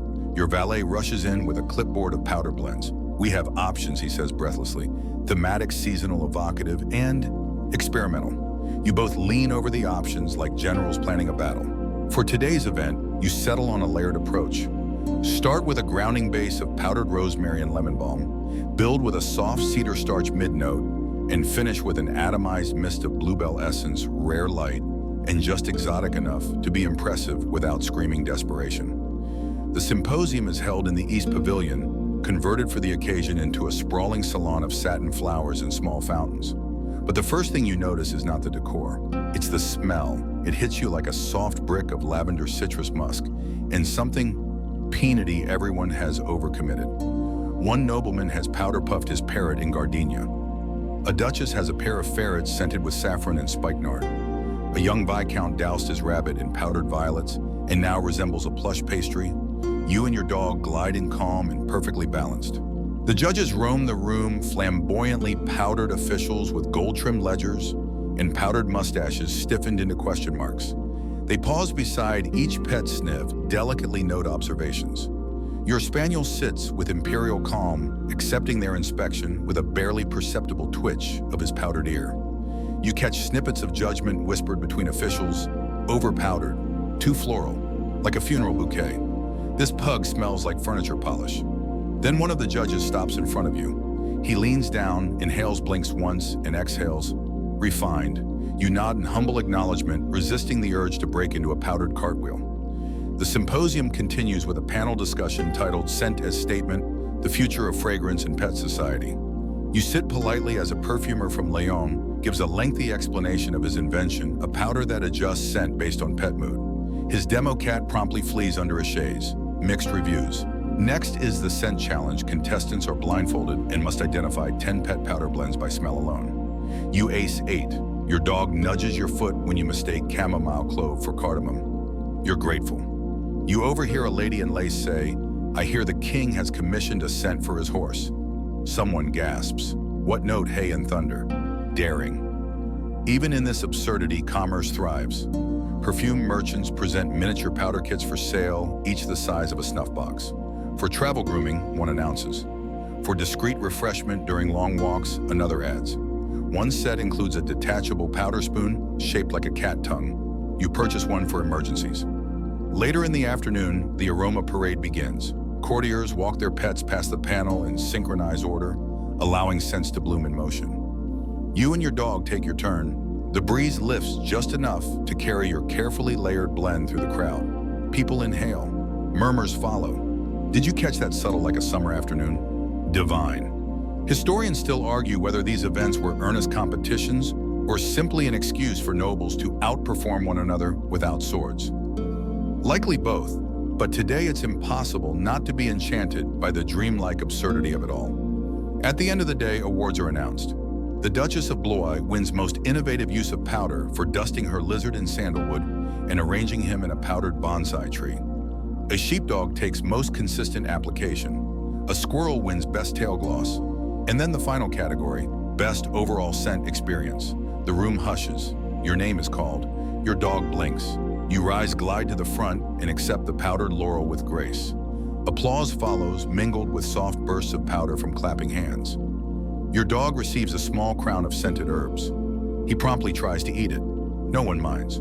As you return to your seat, you realize something strange. You're proud. Not just of the win, but of the craft, the planning, the care, the art of scent, and the shared language of beauty and absurdity that everyone here has agreed to speak. The symposium ends at dusk. You exit with your dog beneath a sky that smells faintly of bergamot and applause. Powder lingers in the air. On your shoulders, in your lungs, you cough once, elegantly. Another perfect day in powdered paradise. The morning after the symposium, you find a new confidence in your step. It's not just the laurel crown hanging elegantly on your dog's collar or the congratulatory sachets piling up in your receiving tray. It's the quiet realization that you've mastered the powder game. But power like powder must be maintained. You're invited that afternoon to the Cabinet de Poudre Exotique, an exclusive by-invitation-only gathering of courtiers who specialize in scent innovation. The location is discreet, a domed chamber tucked behind the tapestry hall, guarded by a footman whose lapel smells suspiciously of anise and ambition. Inside, the atmosphere is hushed, reverent. This is not a place for showy poodles or feathered iguanas. This is where the elite come to create. Around the room, nobles are huddled over mortars, grinding dried petals and roots into potential greatness. One man swears he's discovered a powder that changes scent with the temperature of the room. A woman insists her new blend contains notes of sun-warm parchment and ambition. You and your valet take your place at a modest station. The rules are clear: bring your own base experiment with the provided ingredients and leave your ego at the threshold, or at least pretend to. Your dog curls under the table, nose twitching, sensing rosemary, tarragon, and at least 3 kinds of powdered meat.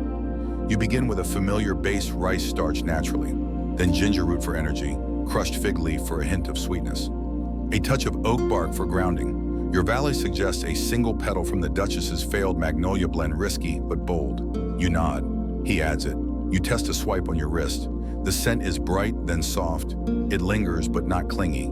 You close your eyes and think of candlelight in the library of powdered laughter at midnight, of your dog winning best overall scent experience and thinking the crown was a snack.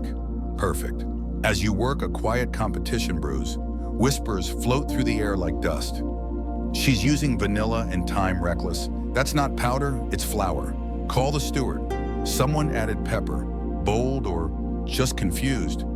A bell rings. Submissions are due. Each noble places their final creation in a crystal dish and presents it to the powder master, an aged man with a nose insured for more than most estates. He wafts each sample, pauses, reflects, sniffs again. You watch as he reaches yours. His eyes close, his eyebrows rise. A smile, faint and powdered, plays across his face. He moves on, but your valet grips your sleeve. He lingered, he hisses. No awards are given here, only nods. Later outside, someone may mention that a new blend made a stir in the cabinet. A rumor might trace it back to you. Or not. In this circle, subtlety is supremacy. You and your dog exit quietly. The valet is giddy. You've started a conversation, he whispers. A scent like that. People will notice. You smile and give your dog a biscuit dusted in cinnamon and pride. Later, you stroll the colonnades, passing nobles, deep in scent debates. One insists powdered cloves are the new status symbol. Another says the king has switched to powdered fig for nighttime wear. You pass a young courtier dabbing frankincense behind his ears like a monk with delusions of grandeur. You sit in the courtyard where the fountains sing their watery lullaby. Your dog curls beside you, the two of you cocooned in a swirl of fragrance and late afternoon warmth. You think about how far you've come from a hesitant beginner, blinking through powder clouds, to a confident creator shaping the language of scent. Powder is no longer something you wear. It's something you wield. Quirky tidbit. There was once an attempt to create a musical powder-scented starch that reacted to vibrations and supposedly changed its bouquet depending on the tune being played. The idea was beautiful. The execution smelled like wet cinnamon and disappointment. Historians still argue whether it was a prank or a genuine artistic failure. A footman arrives with a folded note. You open it. You're invited to the Royal Evening Review of Presentation Powdering. It's tonight, and it's formal. You glance at your dog. We're not resting yet. Back in your chamber, the valet is already laying out possibilities. You've entered a new tier now. Presentation powdering is the highest circle of aesthetic ceremony. Fewer flourishes, more precision. This isn't about scent battles or tail fluff. This is about symbolism, restraint, quiet dominance. You choose a powdered blend with history-crushed laurel ash of white pine, a single flake of gold leaf per application. It's the kind of scent that doesn't announce itself, it arrives a moment after you do. Your dog gets a simplified version. No bow tonight, just a glint of shimmer on the ridge of his spine. You arrive at the review as twilight dips Versailles in silver and lavender. The room is dim lit only by chandeliers and candlelight reflected off 100 powdered collars. No one speaks above a murmur. You move slowly, your powder leaving no trail, your scent barely whispered. This is elegance without effort. Eyes follow you. The powder master nods. You take your place, sit and breathe. The powder settles. You are not trying to impress anyone anymore. You already did. The evening continues in near silence. This is not the court of morning parades or scented masquerades. This is the final stage where powder is not flamboyant, but foundational, where the quietest gestures speak loudest, and where a single well-placed shimmer on a cuff can shift someone's future. The Royal Evening Review of Presentation Powdering isn't about showing off. It's about showing in. A whispered test of presence, of how well you embody the essence of Versailles, not just by dressing the part, but by becoming the performance. You sit among a row of courtiers, each dressed in subtle silks, faces pale and still as porcelain saints. Their pets small powder-puffed and reverent rest at their feet. No barking, no fidgeting. Every fur strand aligned with the elegance of the room. The king is present. He does not speak. He does not need to. He surveys the chamber like a painter choosing where to place light. His own powder tonight is nearly invisible, just enough to catch the glow of the candles, not enough to distract. It's a message power doesn't require decoration. Power is decoration. You lower your gaze in respect, then raise it slowly in confidence. Your dog lies beside your chair chest, rising with calm precision. His powder, barely a glint on his furs, reflects the light like a knowing glance. And then begins the procession. Each guest rises one by one and walks the room. No music, only the sound of soft footsteps and powder shifting in the air like snow, too dignified to fall. You wait your turn, heart beating in powdered rhythm. When it comes, you stand. You feel no nerves. You are the scent of restraint, the definition of elegance, the embodiment of self-control in a cloud of crushed laurel and candlelight. Your valet had done it perfectly. The powder highlights your cheekbone, but not obviously. The scent arrives not when you pass, but a second after, like a ghost lingering behind you with good manners. You take 12 steps, pivot, and return. No one claps. That's not what this is. But the powder master bows his head ever so slightly. You sit again. Historians still argue whether the evening review had any real consequence or if it was simply a ritual for an elite so drunk on scent they forgot the point. But here in the golden hush of the moment, it feels absolutely necessary. This is how you tell the world I am still here. I am still composed. I still matter. Later in a quiet antechamber, the king himself selects several standouts from the evening. His steward reads their names aloud in a voice as soft as flower. Yours is third on the list. Your dog's tail thumps once barely audible, but precisely timed. You're offered a private audience, not for conversation, just a moment of shared air. The king stands near a window, gazing at the powdered stars outside. You approach Beau and say nothing. He nods once, inhaling gently. You know he's evaluating your scent more than your words. You leave the chamber 30 seconds later, changed forever. This is Versailles at its most distilled, no color, no clutter, just powder and posture, scent and silence. You return to your room. No servants follow. This is a night for stillness. Your valet removes your wig with reverence, revealing the soft press of powdered roots beneath. He brushes your face gently, cleansing, not erasing. You are not being undone. You are being preserved. Your dog, now in sleep, sighs into his cushion. A faint puff of rosemary escapes into the air. You sit in your chair by the fire. Quirky tidbit, there once was a noble who insisted on being buried in a sealed glass coffin, fully powdered wig intact with his dog at his side. He claimed that if heaven had any sense of style, they'd accept powdered entries only. No one argued. The fire crackles. Powder floats lazily near the flame but never catches. It's too dignified to burn. You reflect on the long, scented path that brought you here, from awkward brush strokes and sneezed-on cravats to laurel crowns and sealant nods from kings. Powder, in the end, was never just about elegance. It was about stability. In a world that changed too quickly, powder held steady. It told you who you were even when you forgot. It coated fear, softened grief, masked loneliness. It let you carry your face forward even when your heart lagged behind. You close your eyes, the scent of laurel still lingers. You exhale, and the room like you stays perfectly still. The sun rises slowly over Versailles, gilding the stone facade and catching the fine trail of powder still suspended in the morning air. It's not just dew that glistens on the hedges today. It's yesterday's powdered memories floating quietly into the next act. Your dog wakes first. He gives one long stretch, a short sneeze. A good sign, it means the scent is still holding, and trots to the window. His collar still carries the faintest trace of magnolia and mint, and you marvel again at how effortlessly he wears elegance. You rise slowly. Today is a rest day, or at least a day when the powder settles instead of soars. In Versailles, even rest is orchestrated. There are no formal events scheduled, no pet symposiums, no wig contests, no late-night reviews of powdered ankles. But that doesn't mean the pressure lifts, it merely changes shape. Today is about maintenance, quiet reinforcement, the unglamorous but essential art of staying powdered. Your valet appears with what he calls the soft blend oatmeal starch iris root, a hint of rosewood. Designed not to shine but to calm, not to dazzle but to endure.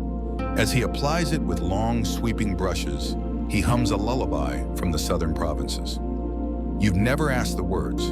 You suspect it's about flowers and dignity, and perhaps a goat. Most things are. He finishes your dog with a light pass under the ears and a touch of paw balm scented with chamomile. The dog accepts this without protest. He's grown used to luxury. You both have. You take breakfast in the quiet gallery, a place reserved for nobles recovering from sensory overload. The walls are lined with muted tapestries, and conversations are conducted in near whispers. Your powder looked divine last night, someone murmurs from behind a fan. Yours smelled like melancholy, and elderberry, another replies. You smile faintly. Compliments here are like perfume, light layered and sometimes slightly poisonous. After breakfast, you stroll the lesser gardens. Not the show gardens, the thoughtful ones. Here, powder clings to the petals of real flowers. Roses wear starch like they were born with it. A butterfly flits by with wings dusted in what may be pollen, or someone's failed experiment with powdered orange rind. As you pass under a low archway of vines, you spot a young girl brushing her lamb with a soft cotton pad. The lamb bleats contentedly, its wool tinged pale lavender. Her governess looks on approvingly. She likes to pretend it's royalty. The woman says with a soft chuckle. You nod. It's the practice that makes it real. Back in the palace, there's a small commotion by the north wing powder cabinet, a scandal involving mislabeled sachets. Someone's powdered a cat with the wrong floral base, and now the poor thing smells like ambition and beef stew. An investigation is underway. Powder sabotage is rare, but not unheard of. Historians still argue whether these petty dramas were real or carefully staged distractions from larger unrest. Either way, they were effective. When everyone is obsessed with jasmine to starch ratios, no one's discussing taxes. Later, you find yourself in the powder archive again. It's quieter today. Fewer visitors. The jars seem to hum with private history. You run your finger along a dusty container labeled Solemnity Batch #4. You open it gently and inhale. The scent is thoughtful, like old books and distant violins. You wonder what occasion inspired it. A wedding, a farewell, a failed diplomatic gesture powdered into something manageable. You leave it on the shelf and step outside. The afternoon is hazy. Sunlight glows through powder-rich air, and the entire palace seems wrapped in a scented gauze. People move more slowly. Dogs nap in pools of warmth. Even the fountains gurgle more softly than usual. This is what the courtiers call a dust day, a day when everything hangs in suspension. No ambition, no pretense. Just the gentle presence of powdered life. You take tea in the cloister garden. Your dog sits beside you, eyeing a squirrel with mild interest. A court musician plays something low and languid on a harp, and the notes seem to carry a scent of their own plum blossom and patience. You sip slowly, aware of how rare this feeling is stillness. Not frozen, not staged. Just a moment when the powder rests rather than performs. Your valet appears with a small pouch. For this evening, he says, no occasion, just in case. You thank him and don't ask what's inside. That's the magic of powder. It's never just flour or starch. It's potential, persona, a whispered promise that whatever happens next, you'll meet it beautifully. As the day ends, you retreat to your quarters. Your dog hops onto the window seat and curls into a tight ball of elegance. You glance into the mirror. Your face is slightly faded. The edges of your powder have softened with time, wear, and weather. You could reapply, but tonight, you let it be, because even powder needs to breathe. You undress gently, remove your wig, and fold the day into the linen drawer. Your valet bows once, then exits. You are alone, but not empty. Powder settles slowly over the city like memory, like meaning, like the finest layer of sleep. And you still scented, still soft, close your eyes. The next day dawns with a message sealed in powdered wax and carried by a footman whose shoes puff slightly. With each step, clear evidence that even the messengers here are not spared the starch. You open it with care. The writing is florid, but the request is simple. You are invited to present at the royal demonstration of applied powder theory. Audience select nobles, foreign scholars, and the king's personal wig architect. You may bring your dog. Your dog, upon hearing the word demonstration, rolls over and sighs dramatically. You interpret this as agreement. This is no small honor. While Versailles has many rituals, few carry the intellectual weight of applied powder theory, a semi-academic, semi-theatrical display of what powder can do, not just what it can decorate. You've entered the inner circle now, not just a practitioner of powder, but a philosopher of it. Preparation begins immediately. You and your valet sketch out a plan, starting with the thesis scent. This isn't about elegance, it's about thesis construction. Your powder must communicate. You choose a three-part blend orris, root, and laurel to represent discipline and legacy. Sage and lemon balm for clarity and originality. Cardamom and powdered sandalwood to convey controlled warmth, not unlike a lecture delivered with quiet wit. Your wig is styled simply, but with intention.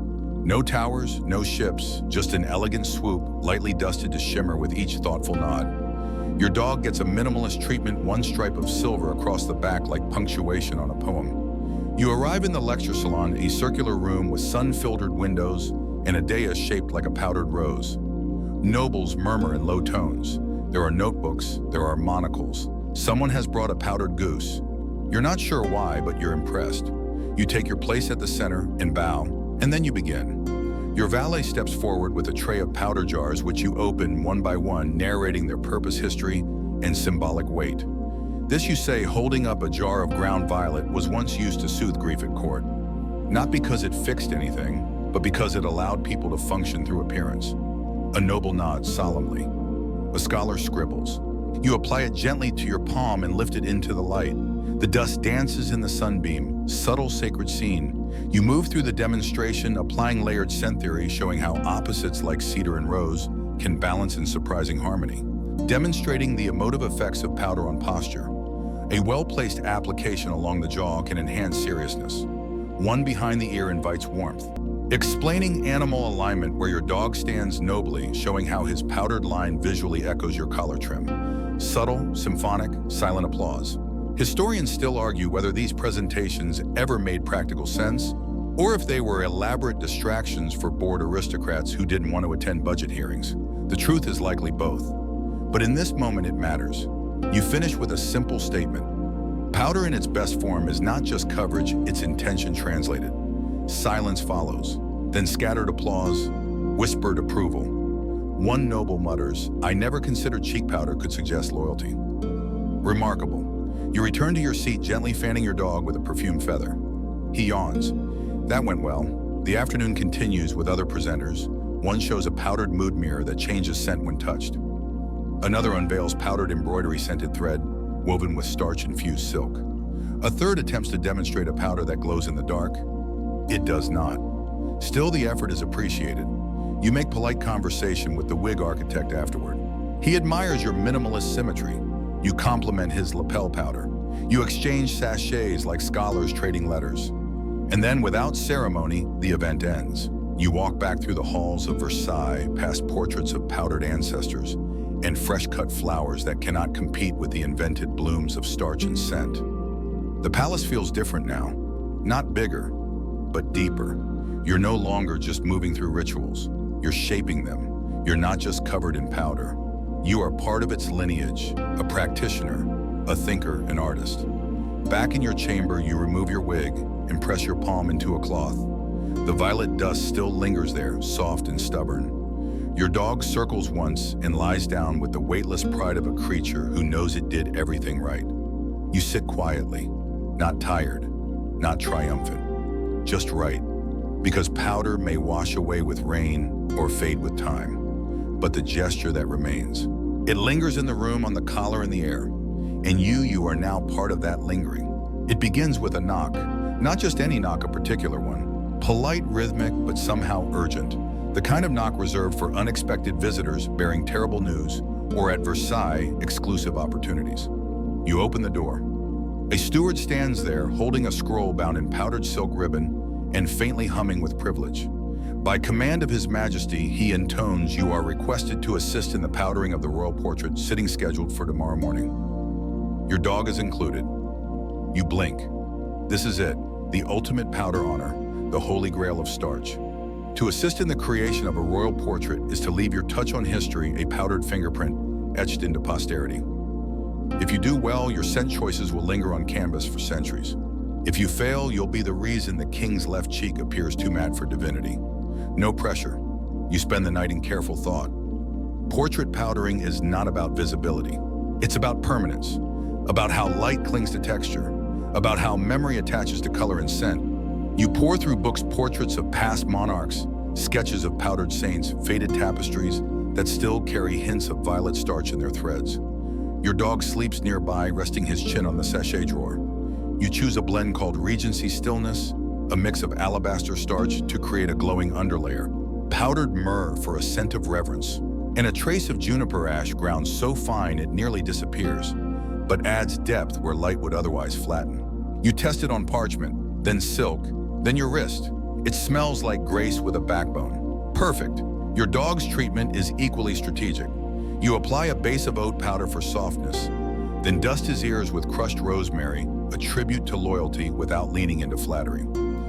A small powdered mark at his brow provides visual symmetry to your own portrait plans.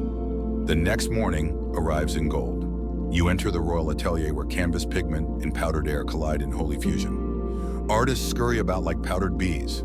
The king stands at the center, elevated, radiant, unbothered. His wig has already been sculpted into controlled majesty, not too large but firm with intent. You approach the royal powder bench. Your role is simple, final adjustments. You steady your hands, check the brush, dip once. The first application is to His Majesty's cheekbone, just along the curve. The powder lands soft, silent, essential. You move to the neck where too much sheen could imply sweat. You blur the powder like a poem left open on a windowsill. The king doesn't flinch. That's approval. Then the nose ridge, the great test. Powder must sit like divinity here present, but not obvious. You deliver. A faint breath escapes a nearby chamberlain. Someone mutters, balanced. You don't look up. Finally, your dog is summoned to take his position in the royal portrait by the king's feet, resting one paw on a velvet stool. You fluff his back, dust his paws, and nudge his tail into a more painterly curve. He holds still. He is in that moment a national treasure. The artist steps back. The light is perfect. The room is still. And the king speaks yes. Just that. Just yes. The painting begins. You sit to the side as the brush meets the canvas stroke by stroke. Your powder settles not just on the king's face, but into history's texture. Hours pass. At one point, the artist pauses to whisper, "What did you use on the dog?" You answer oat and rosemary. He nods slowly, tells a whole story. The painting will take weeks to finish, of course, but your part is done. You've added softness to majesty, depth to legacy. A scent that might, if fortune favors you, survive oil varnish and time. Historians still argue about the real impact of the royal portrait sitters, whether they were artists in their own right or merely aesthetic butlers. But you know better. You felt the moment powder met skin and became symbol. As you returned to your chambers that evening, nobles pass you with faint nods, respect, recognition. Your valet prepares a celebratory application of a powder called Whisper of Laurel. It smells like honor without pretense. You and your dog sit by the window watching as the sun dips over powdered rooftops and the sky fills with the pastel hush of Versailles. You wonder what it will be like years from now when someone walks past the royal portrait, leans in and says, "There's something about it, a warmth, a quiet," and you'll know. That was you. The portrait has barely dried when the next invitation arrives this time, etched not on parchment, but on pressed powder board, a rigid slice of elegance invented purely for messages too refined for ink. The Academy of Fragrance and Appearance requests your participation in the upcoming Council of Scent. Theme, the future of powder. Dress lightly scented. Animals optional, but must be appropriately powdered. You read it twice. The Council of Scent is whispered about in corridors with the same tone used for sacred relics or scandalous affairs. It's not just a meeting, it's a philosophical duel with feathered fans and lavender-scented footnotes. Nobles, scholars, perfumers, and the occasional rogue wig maker gather to debate the next era of powder. You agree immediately, of course. Your valet prepares accordingly. This event isn't about display, it's about ideas. He selects an ensemble in muted slate silk designed to fade into the background, allowing your words and subtle scent to take center stage. The powder blend is minimal starch of white poppy, delicate, almost ethereal, paired with powdered birch bark for grounding. There's also a dusting of violet fog, a rare blend that catches light only when you exhale. It's not a powder that says, "Notice me," but rather, "Remember me after you've forgotten why." Your dog is powdered accordingly, a single line of crushed pearl along his spine like punctuation on thought. You arrive at the Hall of Petal Echoes where the council is held. The room hums with low conversation and molecules of opinion. Everyone smells like theoretical nostalgia. You're guided to your seat between the Duchess of Clove and a monocled chemist whose wig smells faintly of roasted chestnut. The chairperson, an ancient noblewoman encased in layers of whispering silk, taps a bell made of pressed iris root. The council begins. The first speaker proposes removing scent entirely from powder. "Let texture do the talking," he says, dabbing his elbow with unscented chalk starch. Murmurs. A fan drops. Someone gasps. You jot a polite meh in your notebook. Another speaker suggests combining scent and sound, introducing a prototype powder that emits a soft chime when rubbed. The room shifts uncomfortably. The dog beside the Marquis of Time growls once. A debate erupts over organic versus alchemical starch. A perfumer insists that powdered ambergris is ethically sourced now. A duchess counters with a scroll of oceanic legislation. Someone in the back begins dramatically weeping into a potpourri kerchief. Your turn approaches. You stand. The room stills. You begin. Powder, dear council, is not just scent, it's sense. It's the memory of movement, the echo of identity. A pause between presence and performance. A few eyebrows rise. You continue. Let us not abandon scent nor let it overpower. Let us create a language of balance where scent supports structure and structure invites spirit. You gesture to your dog. He wears no fragrance, only form, and yet you noticed him when he entered. A few nods, a scribble. The chemist adjusts his monocle. Let us consider powder not as finality, but as invitation to notice, to pause, to wonder. You sit.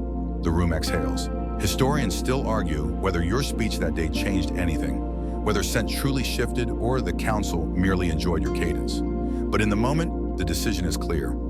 They rise one by one and drop sachets into the bowl of consensus, a velvet-lined urn where agreement is scented and tallied. Your proposal passes. A steward bows and hands you a token, a glass sphere filled with suspended powder marked moderate innovation. Only 7 exist. Yours sparkles faintly with crushed laurel and restraint.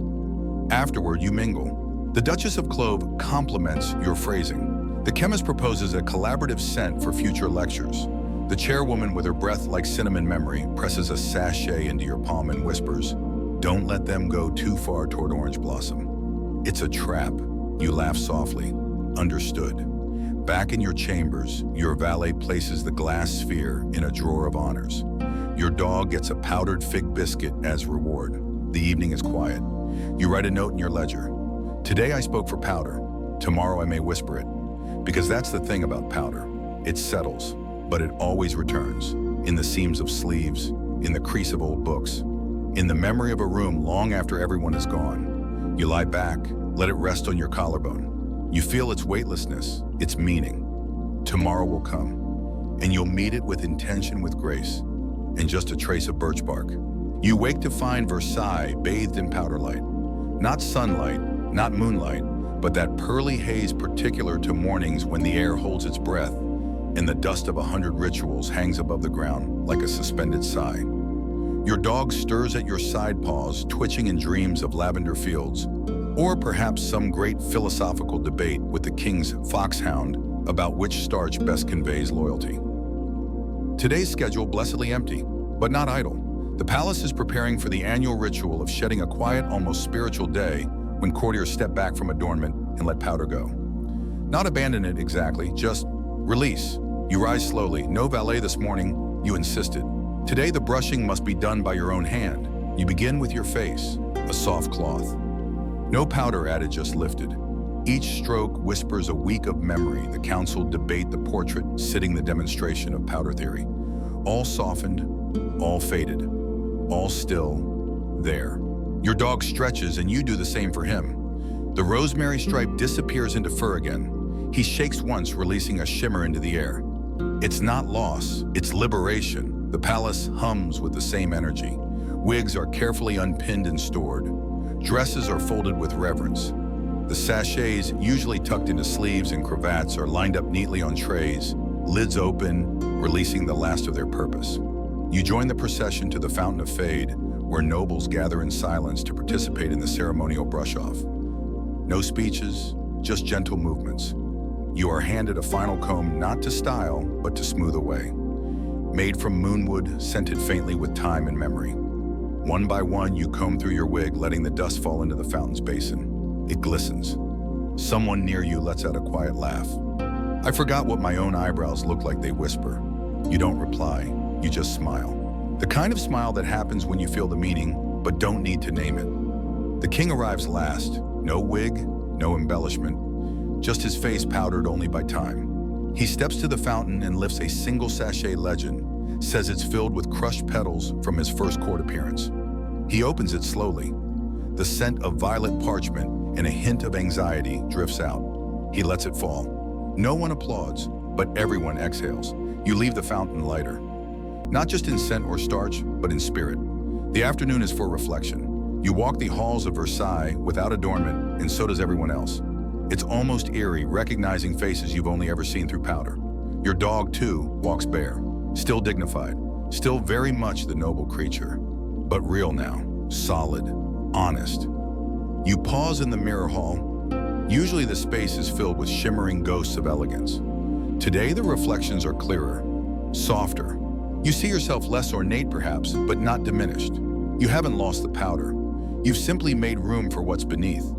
Historians still argue whether the ritual of shedding was invented as a form of courtly humility or just an excuse to clean wigs. Regardless, its effect is unmistakable. You return to your chamber. Your valet, allowed in again, bows and says simply, "You look well, my lord." You nod. Later, a note arrives, a thank you from the powder archivist. For your contributions, your restraint, and your brilliance. Versailles breathes easier because of you. It smells like ink and gratitude. You pin it to the wall beside your glass sphere from the Council of Scent. Evening falls. You sit at your desk and write in your journal, "Today we released, tomorrow we resume. But tonight, we simply are." Your dog climbs into your lap, a rare act of unguarded affection. He rests his head against your collarbone. You stroke his fur. No powder rises, only warmth. You look out the window. Versailles glows not with fire or light, but with absence. The powder has settled. And in that stillness, something true remains. A face, a presence, a self. With the ritual of shedding behind you, a strange energy permeates the palace. A kind of anticipatory stillness, like the moment before an orchestra begins not silence, but potential. You rise early. No summons today, No ceremony, yet you feel called. Something in the air smells like transition, a blend of old powder drying rosewater and unfinished stories. You find your valet already awake, quietly pressing a fresh sachet. When he sees you, he smiles and offers it wordlessly. You hold it in your palm, the scent tempered fig and shadowed cedar, mature, grounded, reflective. Today the palace shifts gears. The court of future powder, a seldom invoked assembly is meeting. Not public like the Council of Scent, not performative like applied theory. This is internal. A gathering of those who shape Versailles' next season, fashioners, philosophers, mood setters. And this year, for the first time, you've been invited. You take it as a sign. Your dog wears no powder today. You do, but sparingly. A base of flower sage starch and a hint of pepper leaf. It says, I am still curious. The meeting takes place in the still chamber, a velvet-draped room with no mirrors. Here, decisions are not about appearance, but about essence. You are one of a dozen participants. The rest are formidable. There's the Dowager of Shade, famed for creating the powder blend that once calmed a diplomatic crisis with Denmark. There's the twin perfumers of Salon de Nuit, who once scented an entire masquerade ball by baking sachets into the ceiling. And then there's you, the chairperson cloaked in robes stitched with threads of dried jasmine, opens the floor. What is next for powder? That's the only question. The answers ripple. One voice suggests a return to utility powder that repels insects, preserves cloth polishes, thought. Another dreams of invisibility, scentless starches that enhance presence by disappearing entirely. You are quiet, listening. Until someone says we've done scent, we've done shine. What we haven't done is truth. You speak then, softly. You're wrong, you say. We've always done truth, just not always the one we were ready to see. Silence. You rise, draw a line of powder on the table from your sachet. It's not about new forms you continue. It's about honest ones. Powder that doesn't distract, but distills. A breath moves through the room. You describe your recent moments, the violet dust of solemnity in the archive, the powdered silence of the king's cheekbone, the whisper of rosemary on a faithful hound's ear. Let's not invent more, you conclude.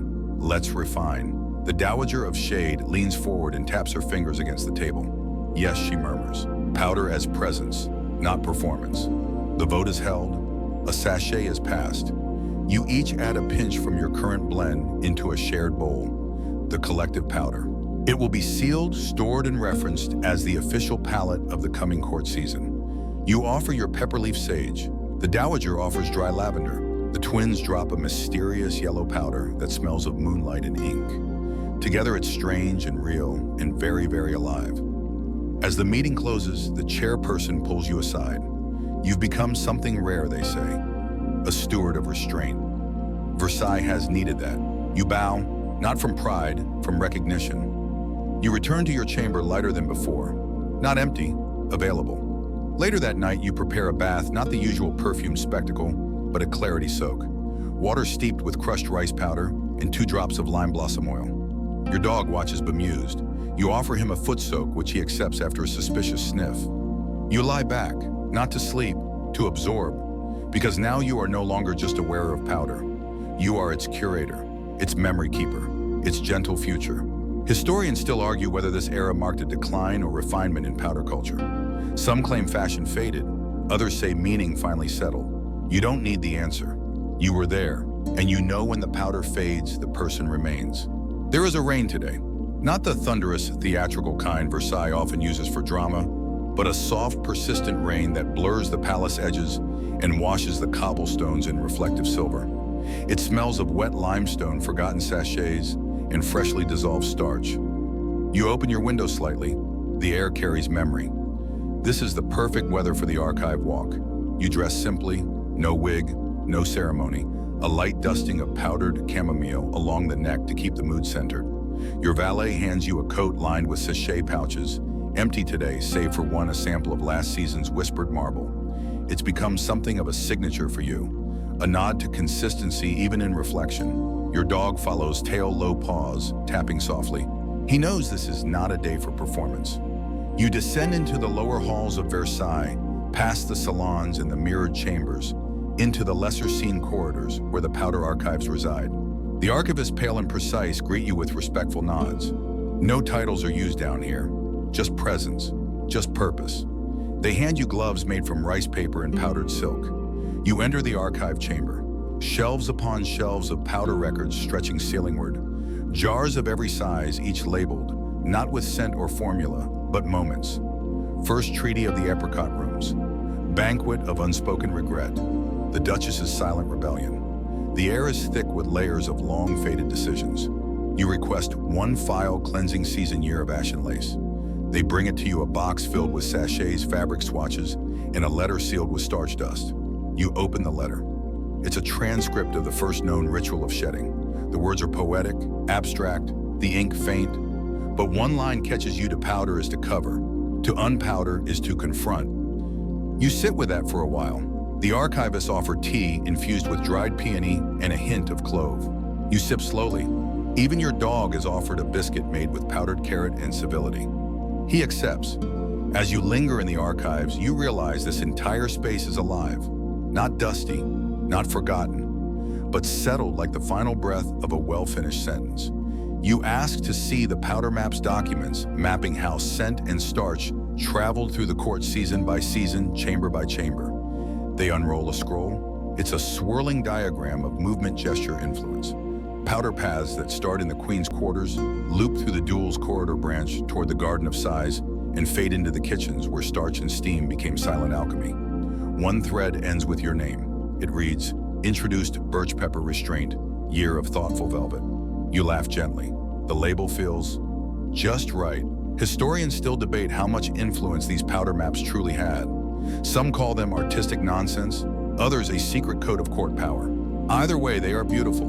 Before you leave, an archivist offers you a gift, a sachet of echo dust, made only once a decade. It's a powder blend so fine it only releases scent when warmed by a heartbeat. You place it over your chest, under your coat. The scent pale smoke and iris. It smells like honest reflection. As you exit, the rain has softened into mist. Versailles is quiet. You walk slowly, letting your steps fall in time with your breath. You pass a corridor where you once delivered your first powdered lecture. A staircase where you heard applause for the dog. A velvet cushion near the gallery where someone once whispered, "That scent saved me." You return to your chambers. You don't powder for dinner. Just a rinse of rose water and silence. Your dog curls at your feet. You journal one word, settled, because powder isn't always about decoration. Sometimes it's about marking a moment so softly it only becomes visible in hindsight. And tonight the moment needs no more than that. It's late evening when a quiet knock at your chamber door rouses you from thought. Not the rhythmic summons of official business. This one is gentle, personal. You open the door to find a young courier no older than 16, dressed plainly save for a single powdered plume tucked behind his ear, a symbol of the Apprentice Perfumers Guild. From the scent steward, he says, offering a sealed pouch. You recognize the seal, immediately pressed wax, embossed with a sprig of crushed hyssop and an owl in flight. It's not often the scent steward reaches out directly. Their role is to balance the court's emotional climate through fragrance deployment, deciding, for example, when a corridor needs lavender to soften a scandal, or when the kitchen should leak cinnamon to boost morale. You break the seal and unfold the note. You are invited to design the closing scent of the season. One blend, to be dispersed in all chambers for the final night of Versailles spring. A hush settles over your spine. This is no small task. The closing scent lingers. It's what courtiers will carry in their wigs and gloves as they return to their provinces. What nobles will remember as they recount the season's intrigues and affairs. What empty halls will exhale long after the guests have gone. You set aside your journal. Your dog perks up, sensing something sacred. The process begins with silence. No sachets, no samples, just memory. You light a beeswax taper and let your thoughts drift backwards. You revisit the powdered faces of the council, the whispers in the archive, the dog's paw in velvet during the portrait. You remember the sheen of the king's cheekbone, the echo of footsteps after the shedding ritual, the strange comfort of powdered stillness. You want to capture none of it directly. You want to capture all of it indirectly. You sketch notes, lindenflower for collective memory. Rice starch is neutral ground. Smoked plum to hint at reflection. Powdered mint a sigh before parting. Worn velvet, not a scent exactly, but the feeling of leaning back into something that once held you. You test blends late into the night. Some are too bold, others too sweet. Your dog sneezes twice, signaling too ambitious. Finally, a balance of scent that doesn't demand attention but rewards it. That feels like a sentence half spoken by someone you trust deeply. You name it a soft ending. You place the final blend in a sachet, seal it with white wax, and send it to the scent steward by dawn. 2 days pass. Then comes the note approved. Will be dispersed at twilight last evening of spring. And just like that, you become part of Versailles' seasonal memory. Historians still argue about who crafted the soft ending blend. The archives mention only a favored courtier of restraint. No name, just essence. But you'll know, that evening, as the sun begins its slow descent behind the palace walls, the scent is released. You walk the halls slowly, feeling it bloom. Not like perfume, but like atmosphere. A shift in tone, a shared knowing. Others notice too. A chambermaid pauses and smiles faintly. A visiting duke hums without realizing it. A page boy smooths his hair, suddenly nostalgic. You pass the grand gallery and see the king standing alone by the window, eyes half closed. He does not speak, but he nods. A thank you. The dog curls beside you. He yawns deep and contented, as if he knows you've bottled peace itself. That night, the palace sleeps deeply. And you lie beneath linen scented by your own design. You inhale. It smells like the last sentence of a very good book, like turning off a lantern after the final page, like the gentle understanding that this, whatever this was, mattered. You don't expect a celebration, but when you wake the next morning, something has shifted in the air, not in scent, but in tone. A ripple of appreciation passes through the palace, subtle as silk. Your valet brings breakfast with a small addition, a carnation-scented envelope tied with twine. Inside, a simple card. To the one who stilled us. The quiet ones, you smile. The quiet ones are an unofficial group. Stewards, archivists, scribes, those who keep Versailles running not through grand gestures, but through invisible consistency. Powdered restraint if ever it took human form. They've invited you to their annual gathering, a candlelit supper in the beneath hall, a modest dining chamber tucked behind the library. You accept without hesitation. That evening you wear no embellishment, just linen, no powder save for a pinch of cedar sage behind your ear. It's a nod of respect, the scent of things built slowly and well. The beneath hall is lit only by candle stubs. The table is long but narrow, and everyone serves everyone. The dog is given a place at the end beside the pantry steward, who once designed him a lavender waistcoat for court balls. No speeches are made, no titles used, but one by one each person places a token in front of you, an old sachet, a bit of broken comb, a vial of scentless starch. These are not gifts, they're fragments of their seasons shared in trust. You understand this is how Versailles says thank you without fanfare. After dessert, clove cake and powdered almonds, someone pulls out a scroll. It's an old ledger, a record of every closing scent in palace history. Some are famous, Moondust Rebellion, Lilac of the Treaty. Others were failures, Rhubarb Whisper, universally booed. Then they reach yours. Soft ending. The quiet ones all pause. Someone asks, may we record your notes? You nod and they pass a fresh sheet. You write slowly, crafted in the spirit of non-intrusion. Intended not to impress, but to linger. Inspired by the echo of rooms, not the center. Worn best with gentle exhalation. You sign only with a powdered thumbprint. Later that evening, you walk home slowly, feeling the weight of recognition. Not heavy, but comforting. The kind that wraps you like a winter shawl rather than a medal. As you pass through the velvet corridors, you notice things differently. Not the chandeliers or silks, but the tiny flourishes, a sachet tucked behind a curtain pleat, a powder trail along the seam of the wall, the ghost of lavender as a door opens. Versailles is not grand because it shouts. Versailles endures because it whispers. And you've become one of those whispers. Historians still argue whether powder culture declined after your tenure. Some say it faded, others say it matured. A few believe you ushered in an era of powderless elegance, though this is likely an exaggeration. All you know is that tonight you sleep surrounded by the softest scent of all acknowledgement. The dog breathes evenly by your side. You stretch beneath warm linens and feel a rare thing in Versailles enoughness. Nothing more needs to be said. Twilight arrives gently like powdered dusk, brushing against the walls of Versailles. Tonight marks the true close of the season, not with fanfare or fireworks, but with the final linger, a ceremony so understated that most visitors don't even know it happens.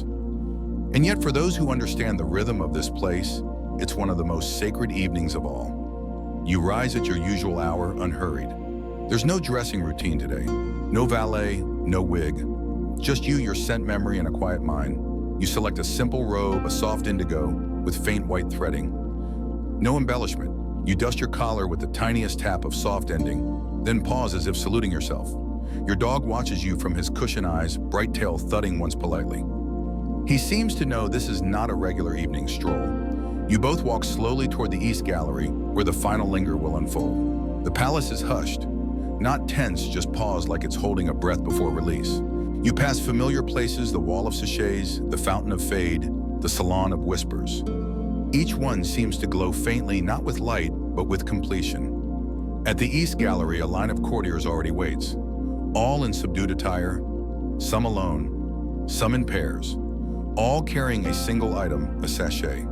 You've brought yours too. The final linger tradition is simple. Each attendee contributes one sachet, old fresh, or even empty, to the linger bowl, a vast ceramic vessel in the center of the room. Over time, it collects the season's emotional residue, a blend of hope, regret, joy, longing. No one speaks. You wait your turn, then approach the bowl. Your sachet is from early spring birch pepper and faded violet, the scent of ambition mixed with uncertainty. You drop it gently in. It lands with the softest puff, vanishes beneath others. As you step back, someone touches your arm. It's the king, not in robes, not in powder, just a man weathered and present. He nods toward the bowl. We never know what scent history will remember. You nod, but we can choose what it forgets. He chuckles, a soft, exhausted sound. You've done well. The king disappears down the hallway. Your dog, sensing the moment's end, leans gently into your leg. You scratch behind his ear and whisper, almost there. The final sachet drops. The stewards cover the bowl with a veil woven from old wig ribbons and scented lace.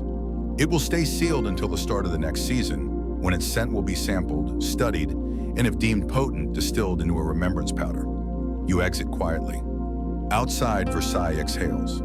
You can feel it in the shift of the air, the way candlelight leans a little softer, how the fountains murmur instead of splash. You return to your quarters and find a note slipped under your door. The echo dust blend you offered now resides in the court library's permanent collection. You are listed as the one who knew when to stop. You laugh, a perfect title. Historians still argue whether the final linger meant anything beyond ritual. But you've lived it.